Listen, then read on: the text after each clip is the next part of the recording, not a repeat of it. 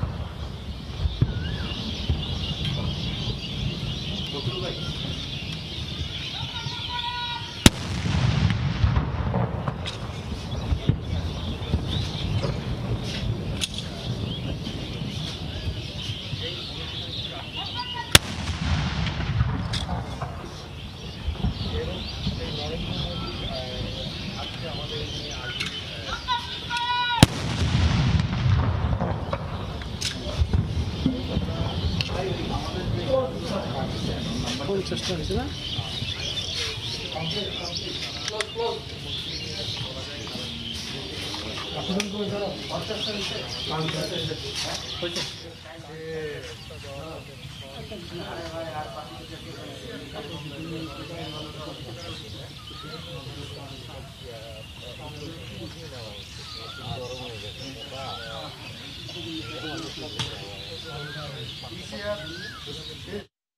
বীরপুর সেনানিবাসে 50বার তোপধ্বনির মাধ্যমে স্বাধীনতার সুবর্ণ জয়ন্তী ও স্বাধীনতা দিবসের আনুষ্ঠানিকতা শুরু হয়েছে। আমরা সরাসরি সেটি দেখছিলাম। এখন আমরা ভোরের সময়ের শিরোনামগুলো জেনে নেব।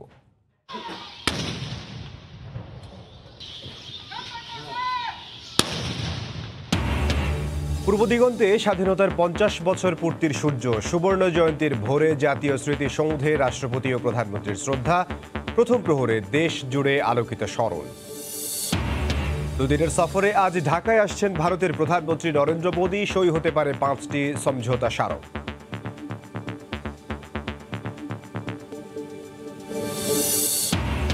ভারত টিকা রফতানি সাময়িক বন্ধের ঘোষণাতেও সংকটে পড়বে না বাংলাদেশ। আজই আসছে আরো 12 লাখ ডোজ। 23 মে খুলছে স্কুল কলেজ। রমজান আসলে আমরা একটা আতঙ্কগ্রস্ত হয়ে যাই। অলরেডি বাজার কিন্তু গরম হওয়া শুরু হয়ে গেছে। সবসময় দাম বেরিয়ে আসতেছে, এখনো ঠিক তাই। রমজান সামনে রেখে নিত্যপণ্যের বাজার নিয়ে শঙ্কা। টিসিবির ট্রাক সেলে উপচে পড়া ভিড়, আরো শক্তিশালী করার তাগিদ ক্যাবের।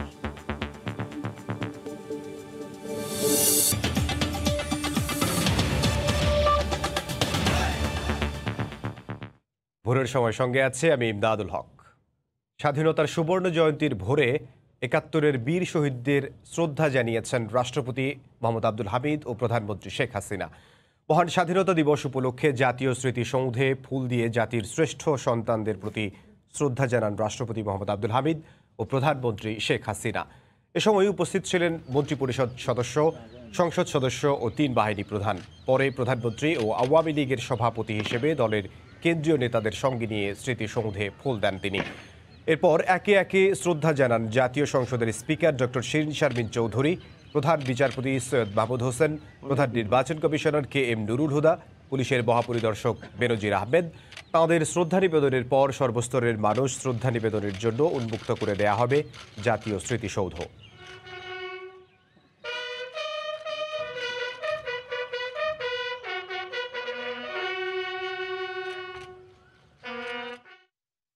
মহান স্বাধীনতা দিবস উপলক্ষে সিলেট নগরীর শহীদ মিনারে শ্রদ্ধাঞ্জলি নিবেদন করছেন সর্বস্তরের মানুষ। সেখানে আছেন সহকর্মী ইকরামুল কবির। বিস্তারিত জানতে সরাসরি যাব তার কাছে। ইকরাম। ধন্যবাদ ইমদাদ। গর্বিত বাঙালি জাতি গর্ব আর শ্রদ্ধা ভরে স্বাধীনতার সুবর্ণ জয়ন্তী উদযাপন করছে। তারই ধারাবাহিকতায় সিলেটে কেন্দ্রীয় শহীদ মিনারে কিছু সময় আগে শহীদ মিনার বেদিতে শ্রদ্ধাঞ্জলি অর্পণ করেন বিভিন্ন স্তরের শ্রেণী পেশার মানুষেরা। প্রথমেই শ্রদ্ধাঞ্জলি অর্পণ করে মুক্তিযোদ্ধা সংসদ, তারপরে প্রশাসনের বিভাগীয় কমিশনার, ডিআইজি, সিলেটের জেলা প্রশাসক, পুলিশ সুপার সহ বিভিন্ন যেই অফিসগুলো আছে সেই অফিসের বিভাগীয় এবং জেলা পর্যায়ে অফিসের শীর্ষ পর্যায়ে কর্মকর্তাদের নেতৃত্বে তাদের দলের পক্ষ থেকে, তাদের বিভাগের পক্ষ থেকে শ্রদ্ধাঞ্জলি অর্পণ চলছে একের পর এক। আমরা এখন দেখতে পাচ্ছি ইতিমধ্যে শ্রদ্ধাঞ্জলি অর্পণ করেছেন সিলেটের জেলা প্রশাসক কাজী এমদাদুল ইসলাম, পুলিশ সুপার এবং এর আগে বিভাগীয় কমিশনার, ডিআইজি অফ পুলিশ। এখন দেখছেন পিবিআই এর শ্রদ্ধাঞ্জলি অর্পণ করা হচ্ছে। এরপর সিআইডি অফ সিলেটের শ্রদ্ধাঞ্জলি আপনারা দেখতে পাচ্ছেন। উপজেলা পরিষদ, সিলেট সদর, এলজিইডি সহ বিভিন্ন যে অফিসগুলো আছে, যেই দপ্তরগুলো আছে, বিভিন্ন পরিষদ রয়েছে, তাদের পক্ষ থেকে একে একে শ্রদ্ধাঞ্জলি অর্পণ করা হচ্ছে। এই মুহূর্তে আপনারা দেখতে পাচ্ছেন সিলেটের কেন্দ্রীয় শহীদ মিনারে মোটামুটি যারা এসছেন তাদের একে একে দেওয়া হচ্ছে। বলে রাখা প্রয়োজন যে কিছুটা বেলা বাড়ার সাথে সাথে এই যে শহীদ মিনার পুরো কারাগারে ভরে যাবে। বিভিন্ন সামাজিক, সাংস্কৃতিক, রাজনৈতিক, পেশাজীবী সংগঠনের পক্ষ থেকে শ্রদ্ধাঞ্জলি অর্পণ করা হবে শহীদ মিনারের বেদিতে। এখন আমরা দেখতে পাচ্ছি সিলেটের বিভাগীয় এবং জেলা পর্যায়ে যেই কার্যালয়গুলো আছে সেই কার্যালয়ের প্রধানরা এবং তাদের যে সহকর্মীরা আছে তাদেরকে নিয়ে শ্রদ্ধাঞ্জলি অর্পণ করছেন। এরা প্রথমেই এই শ্রদ্ধাঞ্জলি অর্পণ করে মুক্তিযোদ্ধা সংসদ, যেই মুক্তিযোদ্ধা বীর মুক্তিযোদ্ধাদের অবদানে আজকে আমরা স্বাধীনতার সুবর্ণ জয়ন্তী উদযাপন করতে পারছি এবং জাতীয় দিবস উদযাপন করতে পারছি, তারাই এই শ্রদ্ধাঞ্জলি অর্পণ করে। প্রথমে সম্মিলিত নাট্য পরিষদ এই পুরো ব্যবস্থাটি পরিচালনা করছেন। এই একটি মঞ্চ রয়েছে, মঞ্চতে ঘোষণা মঞ্চ থেকে তারা পরিচালনা করছেন। এবং আপনারা দেখতে পাচ্ছেন ইতিমধ্যে পুলিশ সুপার, সিলেটের পুলিশ সুপার ট্যুরিস্ট পুলিশের পক্ষ থেকে শ্রদ্ধাঞ্জলি অর্পণ করেছেন এবং তারপরে দাঁড়িয়ে আছেন সিআইডির পক্ষ থেকে শ্রদ্ধাঞ্জলি অর্পণ করার জন্য। এবং এরপরে উপজেলা পরিষদ, এরপরে উপজেলা পরিষদ সদর, উপজেলা পরিষদের পক্ষ থেকে শ্রদ্ধাঞ্জলি অর্পণ করা হবে। পরবর্তীতে আমরা দেখতে পাচ্ছি আরও বেশ কিছু কার্যালয় এখানে দাঁড়িয়ে আছে, সেখানের মধ্যে রয়েছে এলজিইডি, তার রয়েছে আমরা দেখতে পাচ্ছি এখানে পরিবেশ অধিদপ্তরের পক্ষ থেকে শ্রদ্ধাঞ্জলি অর্পণ করছে। ধীরে ধীরে অন্যান্য যে প্রতিষ্ঠানগুলো আছে সেই প্রতিষ্ঠানগুলো একে একে আসবে। বাইরেও কিছু প্রতিষ্ঠান বা সংগঠন বা অফিসের পক্ষ থেকে শ্রদ্ধাঞ্জলি অর্পণ করার জন্য অপেক্ষা করছে। সব কিছু মিলে বলা যায় এই ধারা চলবে আজকে প্রায় দুপুর পর্যন্ত এবং এই ধারা অব্যাহত থাকার পর বিকালে সন্ধ্যার পরেও এখানে শহীদ মিনারের অনুষ্ঠান থাকবে। মোটামুটি বলা যায় যে এই যে স্বাধীনতার সুবর্ণ জয়ন্তী সমগ্র জাতি আজকে উদযাপন করছে, এটি একটি গর্বের বিষয়, এটি একটি সৌভাগ্যের বিষয়। আমরা যারা বাঙালি জাতি আছি, বাঙালি জাতির জন্য অনেকটাই গর্বর বিষয়। হাজারো বছরের শ্রেষ্ঠ সন্তান জাতির পিতা বঙ্গবন্ধু শেখ মুজিবুর রহমান এই স্বাধীনতার ডাক দিয়েছিলেন এবং স্বাধীনতার ডাকের পরেই আমরা মুক্তিযোদ্ধা পেয়েছি, আমরা একটি মানচিত্র পেয়েছি, আমরা একটি দেশ পেয়েছি, একটি সার্বভৌমত্ব পেয়েছি।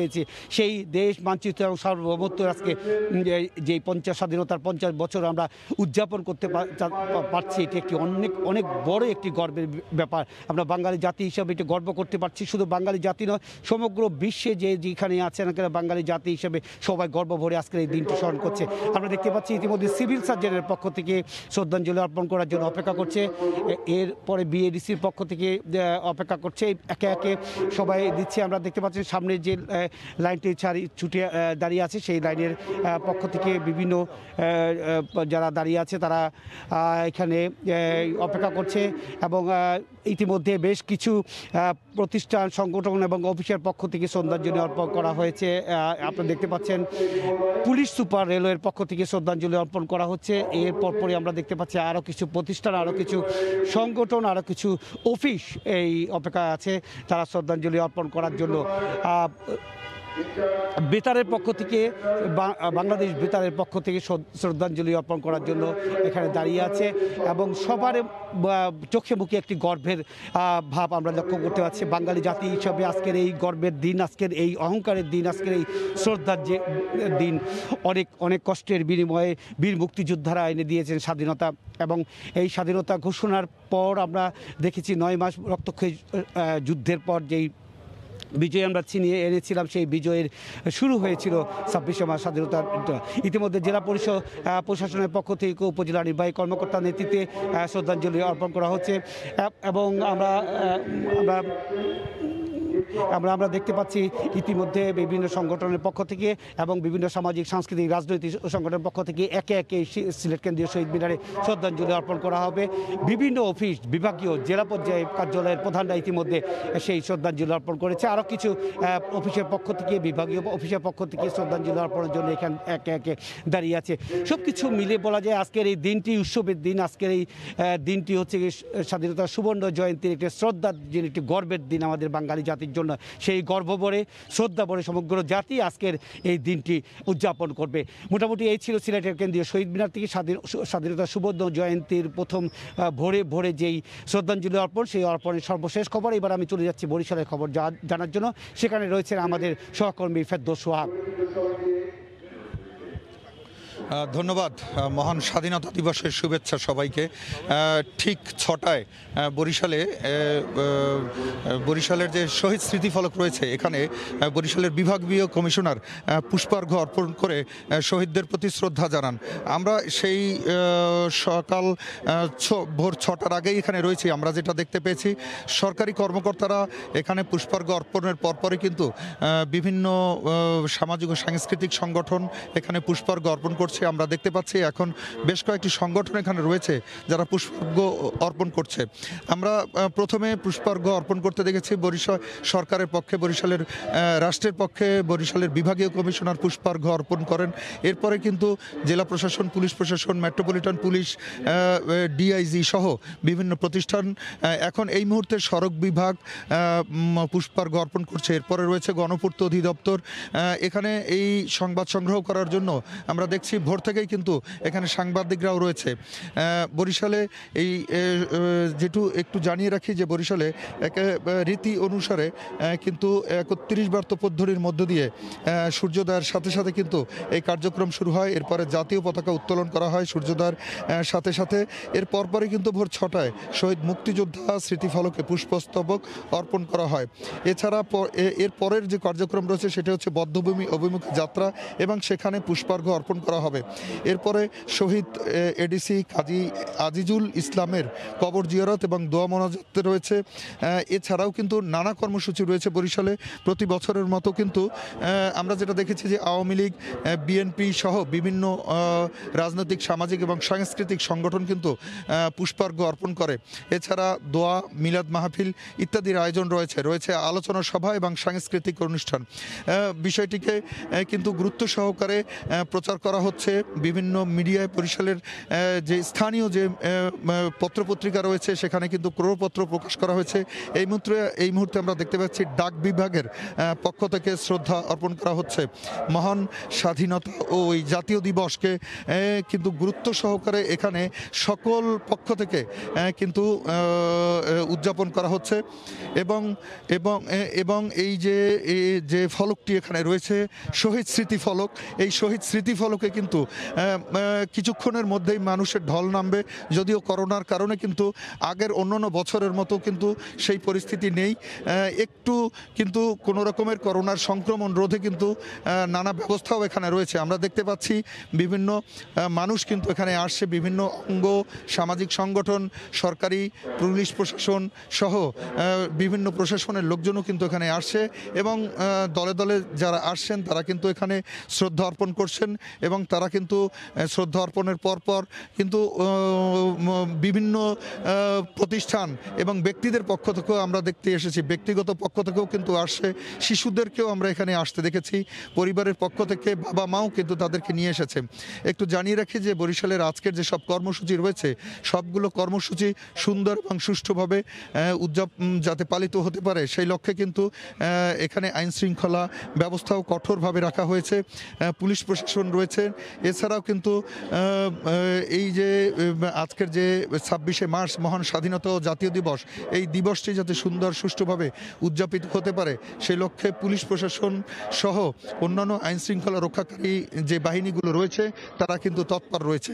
একটু জানিয়ে রাখি যে বরিশালে প্রতি বছরের মতো এবারও কিন্তু আইন শৃঙ্খলা রক্ষাকারী যে বাহিনীগুলো রয়েছে তারা কিন্তু তৎপর রয়েছে এবং বিভিন্ন সামাজিক, সাংস্কৃতিক এবং সংগঠন যারা রয়েছে তারা কিন্তু এখানে শ্রদ্ধা অর্পণ করছেন। বরিশাল জেলা প্রশাসন কিন্তু প্রতি বছর এই শ্রদ্ধা অর্পণের আয়োজন করে এবং এবছরও কিন্তু সেটি করে যাচ্ছে। 26শে মার্চ মহান স্বাধীনতা দিবস এবং একই সাথে 50 বছর পূর্তি, এই উপলক্ষে কিন্তু এবছরের একটু আবেদনটা ভিন্ন। আমরা কথা বলেছিলাম, এখানে যারা এসেছেন তারা কিন্তু একটি জিনিস আমাদেরকে বলেছেন, এই মুহূর্তে কিন্তু কেন্দ্রীয় কারাগারের পক্ষ থেকে শ্রদ্ধা অর্পণ করা হচ্ছে। যারা এখানে এসেছেন তাদের সাথে আমরা কথা বলেছিলাম, তারা আমাদেরকে একটা জিনিস জানিয়েছেন, সেটি হচ্ছে যে সবাই কিন্তু একটা জিনিস জানাচ্ছে, সেটি হচ্ছে যে এই বর্তমানে প্রাপ্তি এবং অপ্রাপ্তি কি আমরা জানতে চেয়েছিলাম। তারা বলেছেন যে ক্ষুধা এবং দারিদ্র্য মুক্ত একটি বাংলাদেশ চান তারা। আরেকটা জিনিস তারা যেটা কথা বলেছেন সেটি হচ্ছেন যে এখন কিন্তু দুর্নীতিমুক্ত বাংলাদেশ গড়ার প্রত্যয় ব্যক্ত করেছেন সবাই এবং সবাই এটা আশা প্রকাশ করছেন। আসলে দুর্নীতিমুক্ত একটি বাংলাদেশ হোক, এই দিনে সেই হচ্ছে প্রত্যাশা। আমরা এখন ফিরে যাচ্ছি স্টুডিওতে। ইমদাদ। দর্শক আমাদের সঙ্গে যোগ দিয়েছিলেন মহান স্বাধীনতা দিবসে বরিশালে যে শহীদ মুক্তিযোদ্ধার স্মৃতিফলকে পুষ্পস্তবক অর্পণ করছেন সর্বসাধারণ মানুষ, সেই খবর জানাতে বরিশাল থেকে যোগ দিয়েছিলেন ফিরদাউস সোহাগী। এর আগে আমাদের সঙ্গে যোগ দিয়েছিলেন ইকরামুল কবির সিলেট থেকে। স্বাধীনতা দিবসে কেন্দ্রীয় শহীদ মিনার থেকে জাতীয় স্মৃতিসৌধ পর্যন্ত পদযাত্রা শুরু করেছে মুক্তিযুদ্ধ জাদুঘর ও অভিযাত্রী সংগঠন। পদযাত্রায় সঙ্গী হয়েছেন সহকর্মী কামরুজ্জামান মামুন। সরাসরি চলে যাব তার কাছে। মামুন। ইমদাদ, এমন দেশটি কোথাও খুঁজে পাবে না কো তুমি, সকল দেশের রানী সেজে আমার জন্মভূমি। দেশাত্মবোধক গান মুখে নিয়ে জাতীয় স্মৃতিসৌধ অভিমুখে পদযাত্রা শুরু করেছে মুক্তিযুদ্ধ জাদুঘর। ঠিক সকাল 6টার একটু পরে পদযাত্রাটি শুরু হয় কেন্দ্রীয় শহীদ মিনার থেকে এবং তা আজিমপুর হয়ে, বসিলা ব্রিজ হয়ে, তারপর নৌকাযোগে সাভারের সাদুল্লাপুর এবং তারপর আবারও পায়ে হেঁটে জাতীয় স্মৃতিসৌধে সন্ধ্যা নাগাদ পৌঁছাবে। এখানে অংশ নিয়েছেন মুক্তিযুদ্ধ জাদুঘর এবং অভিযাত্রীর সদস্যরা। তারা পায়ে হেঁটে এই যে স্বাধীনতার সুবর্ণ জয়ন্তী, শুধু তাই নয়, মুক্তিযুদ্ধ জাদুঘরেরও রজত জয়ন্তী। এই জন্য এই যে 50 বছরের অর্জন স্বাধীনতা, এই বিষয়টিতে, এই দিনটিতে তারা প্রত্যেক বছরই পদযাত্রার আয়োজন করে থাকেন। গত বছর করোনা ভাইরাসের কারণে এই যে পদযাত্রা এটি স্থগিত ছিল এবং এই বছর আবারও তারা আয়োজন করেছেন। 2013 সাল থেকে এই পদযাত্রাটি তারা আয়োজন করে আসেন, তারই ধারাবাহিকতায় এবছরও তারা পদযাত্রা শুরু করেছেন। তবে এইবার ভিন্ন একটি মাত্রা যোগ করেছে এই পদযাত্রা, কেননা এইবার স্বাধীনতার সুবর্ণ জয়ন্তী 50 বছরের যে অর্জন, সেই অর্জন ভিন্ন একটি মাত্রা যোগ করেছে এই যে পদযাত্রাটি শুরু হয়েছে তাতে। আমরা এখানে যে আয়োজকরা রয়েছেন সেই আয়োজকদের সঙ্গে আমাদের কথা হয়েছে। তারা জানিয়েছেন যে স্বাধীনতার চেতনায় উদ্বুদ্ধ হয়ে তারা আসলে একটি জাতি কতটা স্বাধীন পাগল হলে বা স্বাধীনতার জন্য উন্মুখ হলে একটি দেশ যুদ্ধ করে স্বাধীন করা যায়, সেই স্বাধীনতাকে উদযাপন করতে একটি দিন তারা পায়ে হেঁটে কেন্দ্রীয় শহীদ মিনার থেকে স্মৃতিসৌধ বরাবর অভিযাত্রা করে থাকেন। এখানে যে শুধুমাত্র মুক্তিযুদ্ধ জাদুঘর সংশ্লিষ্ট সদস্যরা রয়েছেন তা নয়, এখানে কিন্তু বিভিন্ন শ্রেণী পেশার মানুষ, শিক্ষক, শিক্ষার্থী, সাধারণ মানুষ এসে কিন্তু এই পদযাত্রায় যোগ দিয়েছেন এবং দুটি দলে ভাগ হয়ে তারা কিন্তু হেঁটে চলেছেন সড়ক ধরে। জানিয়ে রাখি যে এই যে পদযাত্রা, এই পদযাত্রাটি কিন্তু তারা বিরতিহীনভাবে জাতীয় স্মৃতিসৌধে গিয়ে সন্ধ্যায় সেখানে শ্রদ্ধা অর্পণের মাধ্যমে সমাপ্তি ঘোষণা করবেন। আমরা একটু কথা বলার চেষ্টা করব এর মধ্যেই যারা এই পদযাত্রায় অংশ নিয়েছেন তাদের সঙ্গে। আপনি একটু আমাদেরকে বলবেন যে এই যে আজকে আপনারা পদযাত্রায় অংশ নিয়েছেন, স্বাধীনতার সুবর্ণ জয়ন্তী চলছে, আপনাদের আসলে এই পদযাত্রা আপনারা কতদূর নিয়ে যাবেন এখান থেকে, তারপরে আপনারা কোনো বিরতি দিবেন কিনা, এবং আপনারা শ্রদ্ধা অর্পণ করবেন সন্ধ্যায় যতটা জেনেছি আমরা ফার্স্ট টাইম থেকেই 2013 সাল থেকেই রেগুলার করে আসছি। এর মধ্যে মুক্তিযোদ্ধা জাদুঘর 2017 সাল থেকে আমাদের সাথে যুক্ত হয়েছে, 16 সাল থেকে। তো আমরা জাতীয় শহীদ মিনার থেকে জাতীয় স্মৃতিসৌধ পর্যন্ত চলা হবে একসাথে সবাই। এবং সেটা তো বিরতিহীন নিশ্চয়ই? হ্যাঁ, বিরতি আছে এর মধ্যে। বিরতিহীন ভাবে? হ্যাঁ, বিরতিহীন না, বিরতিহীন ভাবে। আচ্ছা, আমরা কথা বলছিলাম এখানকার একজন অংশগ্রহণকারীর সঙ্গে। তিনি জানাচ্ছিলেন যে আসলে তারা স্মৃতিসৌধ অভিমুখে যে পদযাত্রাটি শুরু করেছেন, এই পদযাত্রার যে রাস্তা আমাদেরকে জানানো হয়েছে তা হলো যে কেন্দ্রীয় শহীদ মিনার থেকে শুরু করে আজিমপুর হয়ে বসিলা ব্রিজ এবং বসিলা ব্রিজ সংলগ্ন এলাকা থেকে নৌকা যোগে তারা সাভারের সাদুল্লাপুর থেকে আবারও তারা পায়ে হেঁটে স্বাধীনতার স্মৃতি বিজড়িত যে স্থানগুলো রয়েছে সেই স্থানগুলো দেখতে দেখতে তারা কিন্তু সন্ধ্যা নাগাদ জাতীয় স্মৃতিসৌধে পৌঁছাবেন এবং স্বাধীনতার স্মৃতি বিজড়িত যে স্থানগুলো রয়েছে সেই স্থানগুলোতে তারা কিছু সময়ের জন্য শ্রদ্ধা নিবেদনের জন্য তারা নীরবতা পালন করবেন। জানিয়ে রাখি যে পর্বতারোহী নিশাত মজুমদার কিন্তু এই যে পদযাত্রা, এই পদযাত্রার অন্যতম আয়োজক এবং তিনি কিন্তু পদযাত্রার আরেকটি ভাগে আছেন এবং পদযাত্রাটি এখন আজিমপুরের দিকে এগোচ্ছে। এবং এই পদযাত্রায় কিন্তু আমরা দেখেছিলাম যে শুরুর সময় যে পরিমাণ অংশগ্রহণকারী ছিল সেই অংশগ্রহণকারী কিন্তু বাড়ছে, অর্থাৎ বিভিন্ন জায়গা থেকে এই যে পদযাত্রা তাতে অনেকেই অংশ নিচ্ছেন।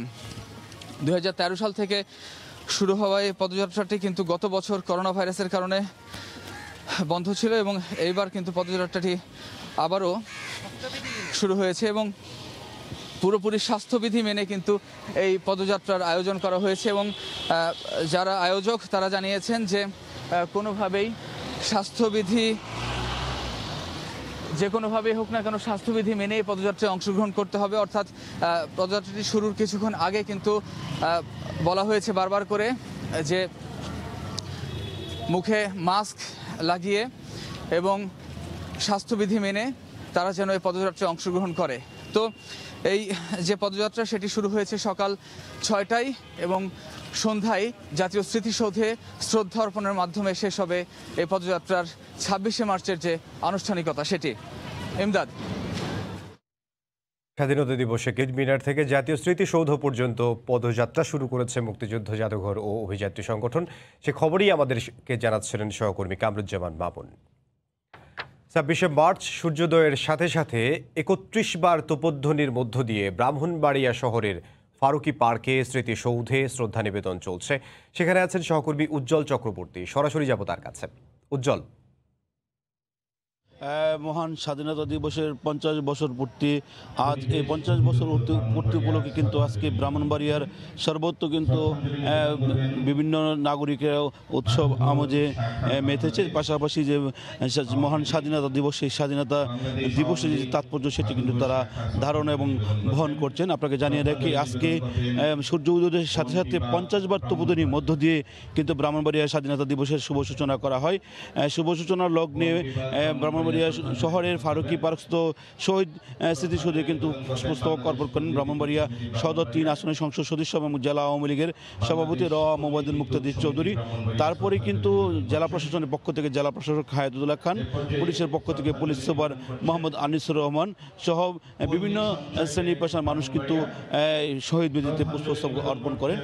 এখনও কিন্তু ধাপে ধাপে বিভিন্ন সংগঠনের পক্ষ থেকে শহীদ বেদিতে কিন্তু পুষ্পস্তবক অর্পণ করা হচ্ছে। আপনাকে জানিয়ে রেখে মহান স্বাধীনতা দিবস উপলক্ষে আজকে কিন্তু ব্রাহ্মণবাড়িয়া শহরকে কিন্তু বর্ণিল সাজে সাজানো হয়েছে। পাশাপাশি মহান স্বাধীনতা দিবসের যে 50 বছর পূর্তি সুবর্ণ জয়ন্তী, সেই সুবর্ণ জয়ন্তী উপলক্ষে কিন্তু ব্রাহ্মণবাড়িয়ার বিভিন্ন স্থানে বিভিন্ন অনুষ্ঠানের আয়োজন করা হয়েছে। তবে করোনা পরিস্থিতির কারণে আয়োজন কিছুটা সীমিত করা হয়েছে। আপনাকে জানিয়ে রেখে আজকে এই পুষ্পস্তবক অর্পণে পরপরই কিন্তু ব্রাহ্মণবাড়িয়া শহরের যে নিয়াজ মোহাম্মদ স্টেডিয়াম আছে, সেই স্টেডিয়ামে কিন্তু বর্ণাঢ্য কুচকাওয়াজ অনুষ্ঠিত হবে। সেই কুচকাওয়াজে ব্রাহ্মণবাড়িয়া জেলার বিভিন্ন শিক্ষা বিভাগ, পরিবেশ অধিদপ্তর, ব্রাহ্মণবাড়িয়া প্রেস ক্লাব সহ বিভিন্ন সংগঠনের পক্ষ থেকে কিন্তু পুষ্পস্তবক অর্পণ করেন। লীগ, যুবলীগ, স্বেচ্ছাসেবক লীগ, সরকারি বিভিন্ন দপ্তর, বন বিভাগ, পরিবেশ অধিদপ্তর, ব্রাহ্মণবাড়িয়া প্রেস ক্লাব সহ বিভিন্ন সংগঠনের পক্ষ থেকে কিন্তু পুষ্পস্তবক অর্পণ করা হয়েছে। পুষ্পস্তবক অর্পণকে কেন্দ্র করে শহীদ মিনার এলাকায় কিন্তু বিভিন্ন সংগঠনের নেতাকর্মীরা কিন্তু ভিড় করছেন। আপনাকে জানিয়ে রাখি আমরা জানতে চেয়েছিলাম স্বাধীনতা দিবস সম্পর্কে। আমাদের এখানকার যিনি আছেন যোদ্ধাহত বীর মুক্তিযোদ্ধা মোহাম্মদুল মুক্তাদির, তিনি আমাদেরকে জানিয়েছেন বর্তমানে যে স্বাধীনতার যে 50 বছর পূর্তি হয়েছে, নতুন প্রজন্মের কাছে তিনি আহ্বান জানিয়েছেন যে স্বাধীনতার যে মূল মন্ত্র এবং চেতনা সেটি যেন ধারণ করা হয়। তিনি জানিয়েছেন 2042 সাল আছে, যে 42 সালে স্বাধীনতার যে সরকারের যে ভিশন আছে, সেই ভিশন লক্ষ্যে যেন সবাই কাজ করে দলীয় নেতা কর্মীদেরকে তিনি নির্দেশনা দিয়েছেন।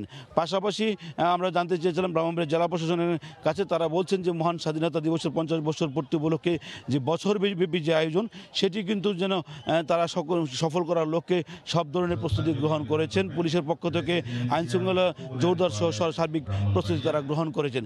আপনাকে জানিয়ে রাখি ব্রাহ্মণবাড়িয়া শহরের নিয়াজ মোহাম্মদ স্টেডিয়ামে সকাল 8টায় বর্ণাঢ্য কুচকাওয়াজ শুরু হবে। সকাল 10টায় বীর মুক্তিযোদ্ধাদেরকে সংবর্ধনা দেওয়া হবে। পাশাপাশি দিনব্যাপী যে কর্মসূচি আছে, সেই কর্মসূচির মধ্যে সন্ধ্যা 6:30টায় কিন্তু ব্রাহ্মণবাড়িয়া শহরের সুর সম্রাট দিয়ে আলাউদ্দিন সঙ্গীতাগণে বিভিন্ন অনুষ্ঠান আয়োজন করা হয়েছে। তার মধ্যে এবং বিএসএফের মধ্যে একটি বর্ণাঢ্য ফ্ল্যাগ ডাউন অনুষ্ঠান হওয়ার কথা রয়েছে। সেই ফ্ল্যাগ ডাউন অনুষ্ঠানের দিকে ব্রাহ্মণবাড়িয়ার যে সীমান্ত আছে, সীমান্তে অঞ্চলে কিন্তু বিজিবি এবং বিএসএফের মধ্যে একটি বর্ণাঢ্য ফ্ল্যাগ ডাউন অনুষ্ঠান হওয়ার কথা রয়েছে। সেই ফ্ল্যাগ ডাউন অনুষ্ঠানে দুই দেশের সীমান্তরক্ষী বাহিনীর পাশাপাশি দুই দেশের ঊর্ধ্বতন কর্মকর্তারা উপস্থিত থাকবে বলে আমরা জানতে পেরেছি। আপনাকে জানিয়ে রাখি বর্তমানে ব্রাহ্মণবাড়িয়া শহরের শহীদ মিনারে কিন্তু একে একে বিভিন্ন সংগঠনের পক্ষ থেকে পুষ্পস্তবক অর্পণ করা হয়েছে। পুষ্পস্তবক অর্পণকে কেন্দ্র করে সকাল থেকে কিন্তু সূর্য উদয়ের আগে থেকে কিন্তু বিভিন্ন সংগঠনের পক্ষ থেকে সদস্যরা কিন্তু শহীদ মিনার এলাকায় ভিড় করছেন। বর্তমানেও বিভিন্ন সংগঠনের পক্ষ থেকে বিভিন্ন শহীদ মিনারে পুষ্পস্তবক অর্পণ করছেন। পুষ্পস্তবক অর্পণ কেন্দ্র করে ব্রাহ্মণবাড়িয়ার শহরের বিভিন্ন স্থানে বিভিন্ন শিক্ষার্থীরা কিন্তু দল বেঁধে শহীদ মিনার প্রাঙ্গণে আসছেন। বিভিন্ন শিক্ষা প্রতিষ্ঠানের ছাড়াও নার্সিং ইনস্টিটিউট, স্বাস্থ্য বিভাগ সহ বিভিন্ন পর্যায়ের যে কর্মীরা তারা কিন্তু এসে শহীদ বেদিতে সমবেত হচ্ছেন। আপনাকে জানিয়ে রাখি ব্রাহ্মণবাড়িয়ার এই মহান স্বাধীনতার 50 বছর পূর্তি উপলক্ষে ব্রাহ্মণবাড়িয়া সহ যে আশেপাশে যে 9টি উপজেলা আছে, সেই উপজেলাতে কিন্তু একইভাবে স্বাধীনতার যে সুবর্ণ জয়ন্তী সেটি পালন করা হচ্ছে। আমরা জানতে পেরেছি মহান স্বাধীনতা দিবসের 50 বছর পূর্তি উপলক্ষে আখাউড়া, কসবা, ব্রাহ্মণবাড়িয়া, নাসিরনগর, নবীনগর, সরাইল, আশুগঞ্জ সহ যে উপজেলাগুলো আছে, সেই উপজেলাগুলোতে কিন্তু একইভাবে বর্ণাঢ্যভাবে সুন্দরভাবে এবং সাড়ম্বরে স্বাধীনতার 50 বছর পূর্তি পালন করা হচ্ছে। আপনাকে আরেকটি বিষয় জানিয়ে রাখি যে স্বাধীনতা দিবসের 50 বছর পূর্তি অনুষ্ঠানকে কেন্দ্র করে যে বছরব্যাপী অনুষ্ঠানের আয়োজন করা হয়েছে ব্রাহ্মণবাড়িয়া জেলার 9টি উপজেলাতে, সেই 9টি উপজেলাতে স্বাধীনতার 50 বছরে যে জাতি যা অর্জন করেছে সেগুলো ফুটিয়ে তোলা হবে। পাশাপাশি স্বাধীনতার 50 বছরের যে বাঙালি জাতির যে প্রাপ্তি, প্রত্যাশা এবং ভীষণ 2020 যে প্রত্যাশা সেটি কিন্তু বাস্তবায়নের লক্ষ্যে কাজ করে যাচ্ছে। সেটি যেন সঠিকভাবে পূরণ হয় সেই ব্যাপারে কিন্তু জেলা প্রশাসন থেকে শুরু করে জেলা আওয়ামী লীগ যারা দায়িত্বশীলরা আছেন তারা কিন্তু প্রচেষ্টা চালিয়ে যাচ্ছেন বলে আমাদেরকে তারা জানিয়েছেন।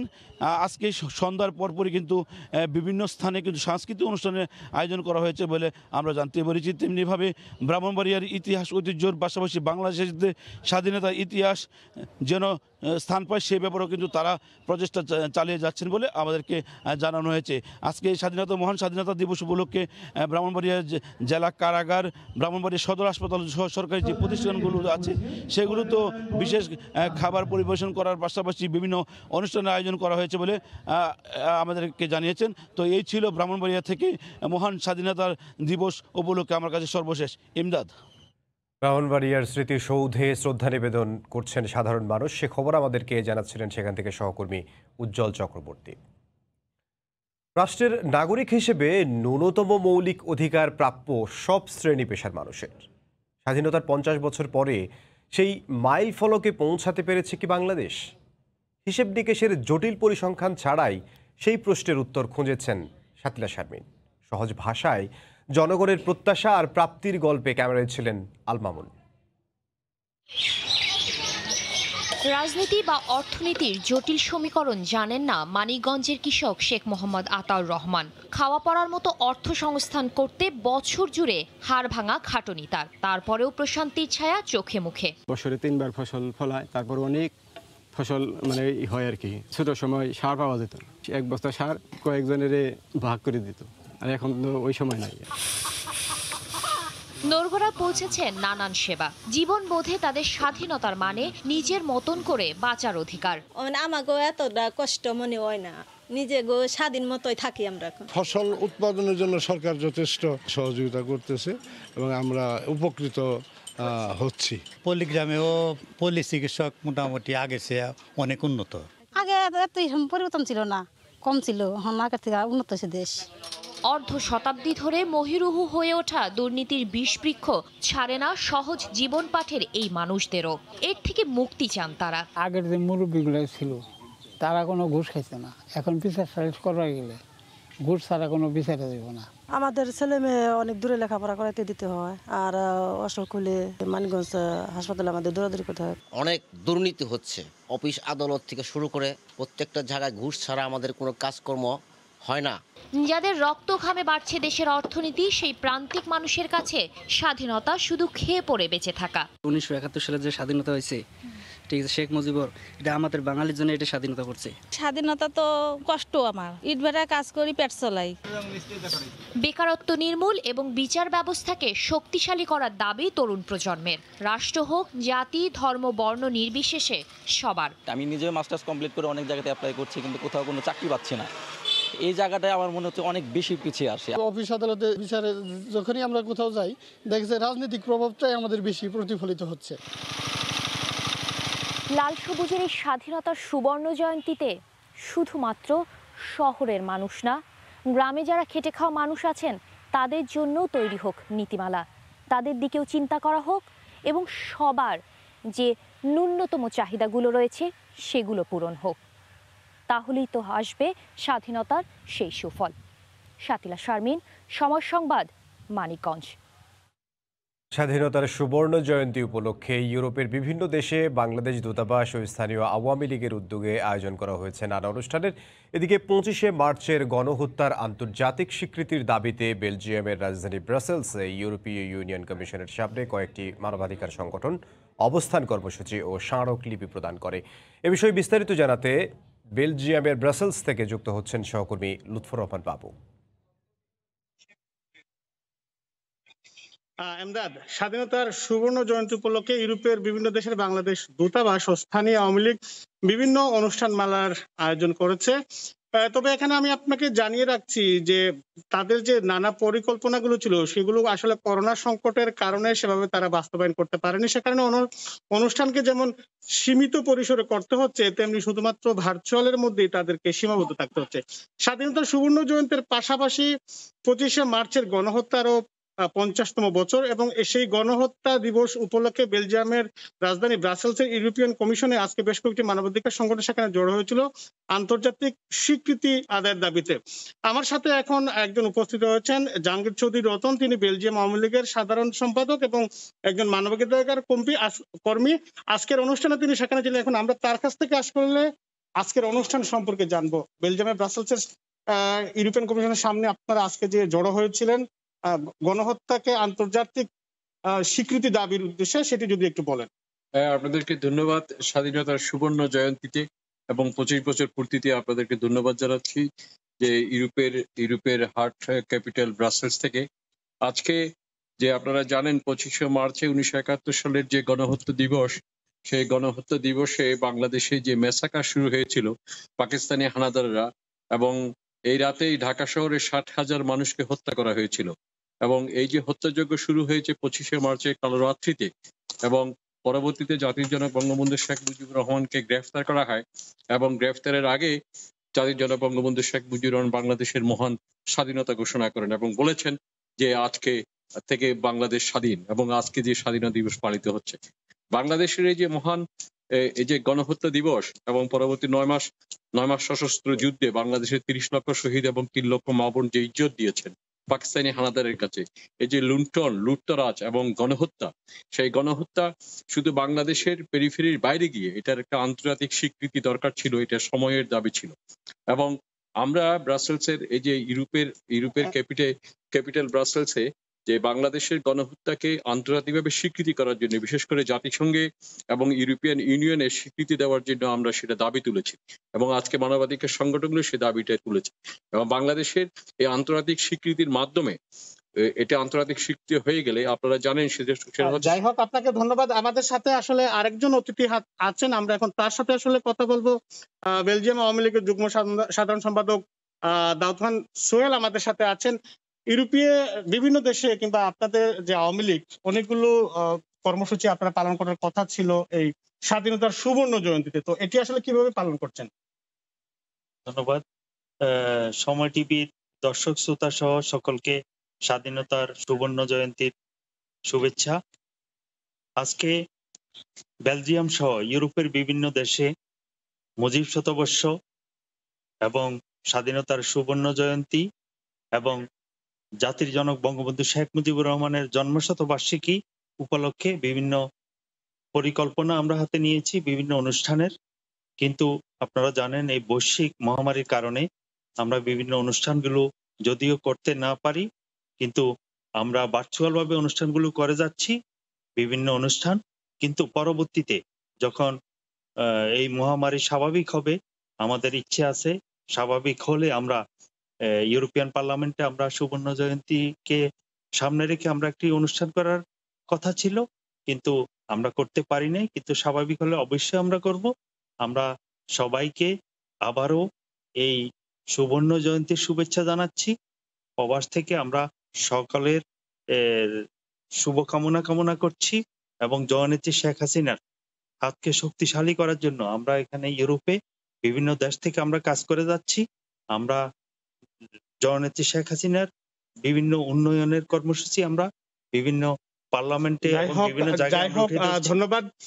তো আপনারা শুনলেন যে এখানে ইউরোপিয়ান কমিশনের সামনে জাতীয় যে গণহত্যা দিবস তার আন্তর্জাতিক স্বীকৃতির দাবির উদ্দেশ্যে যে বেশ কয়েকটি মানবাধিকার সংগঠন সেখানে দাঁড়িয়েছিল, এবং ইউরোপিয়ান আওয়ামী লীগ যে বিভিন্ন দেশের যে সংগঠনগুলো রয়েছে তারা তাদের বিভিন্ন পরিকল্পনা নিয়েছিল স্বাধীনতার এই সুবর্ণ জয়ন্তী উপলক্ষে। তবে করোনা সংকটের কারণে অনেক অনুষ্ঠানকে সীমিত পরিসর করতে হয়েছে। তো এই ছিল বেলজিয়ামে ব্রাসেলস থেকে পুরো ইউরোপের স্বাধীনতার সুবর্ণ জয়ন্তী উপলক্ষে সর্বশেষ। ইমদাদ। লুৎফর রহমান বাবু আমাদের সঙ্গে যোগ দিয়েছিলেন বেলজিয়ামের ব্রাসেলস থেকে। মোমবাতি প্রজ্বলন ও ব্ল্যাক আউটের মাধ্যমে বিশ্বের ইতিহাসে নৃশংসতম হত্যাযজ্ঞ 25শে মার্চের কাল রাত স্মরণ করল বাঙালি। ঢাকা বিশ্ববিদ্যালয়ের স্মৃতি চিরন্তন ও জগন্নাথ হলে একযোগে মোমবাতি প্রজ্বলন করে শহীদদের স্মৃতির প্রতি শ্রদ্ধা নিবেদন করেন আপামর জনতা। অন্যদিকে গণহত্যা স্মরণে রাত ৯টা থেকে ৯টার ১ মিনিট পর্যন্ত সারা দেশে একযোগে ব্ল্যাকআউট কর্মসূচি পালন করা হয়। আলো জেলে অন্ধকারের বিরুদ্ধে অবস্থান, পৃথিবীর ইতিহাসে সবথেকে ভয়াবহ ও নৃশংসতম হত্যাযজ্ঞের প্রতিবাদ। বৃহস্পতিবার সন্ধ্যায় ঢাকা বিশ্ববিদ্যালয়ের জগন্নাথ হল ও স্মৃতি চিরন্তনীতে একযোগে মোমবাতি প্রজ্বলন করে ছাত্র শিক্ষক সহ বিভিন্ন সামাজিক ও সাংস্কৃতিক সংগঠনের সদস্যরা।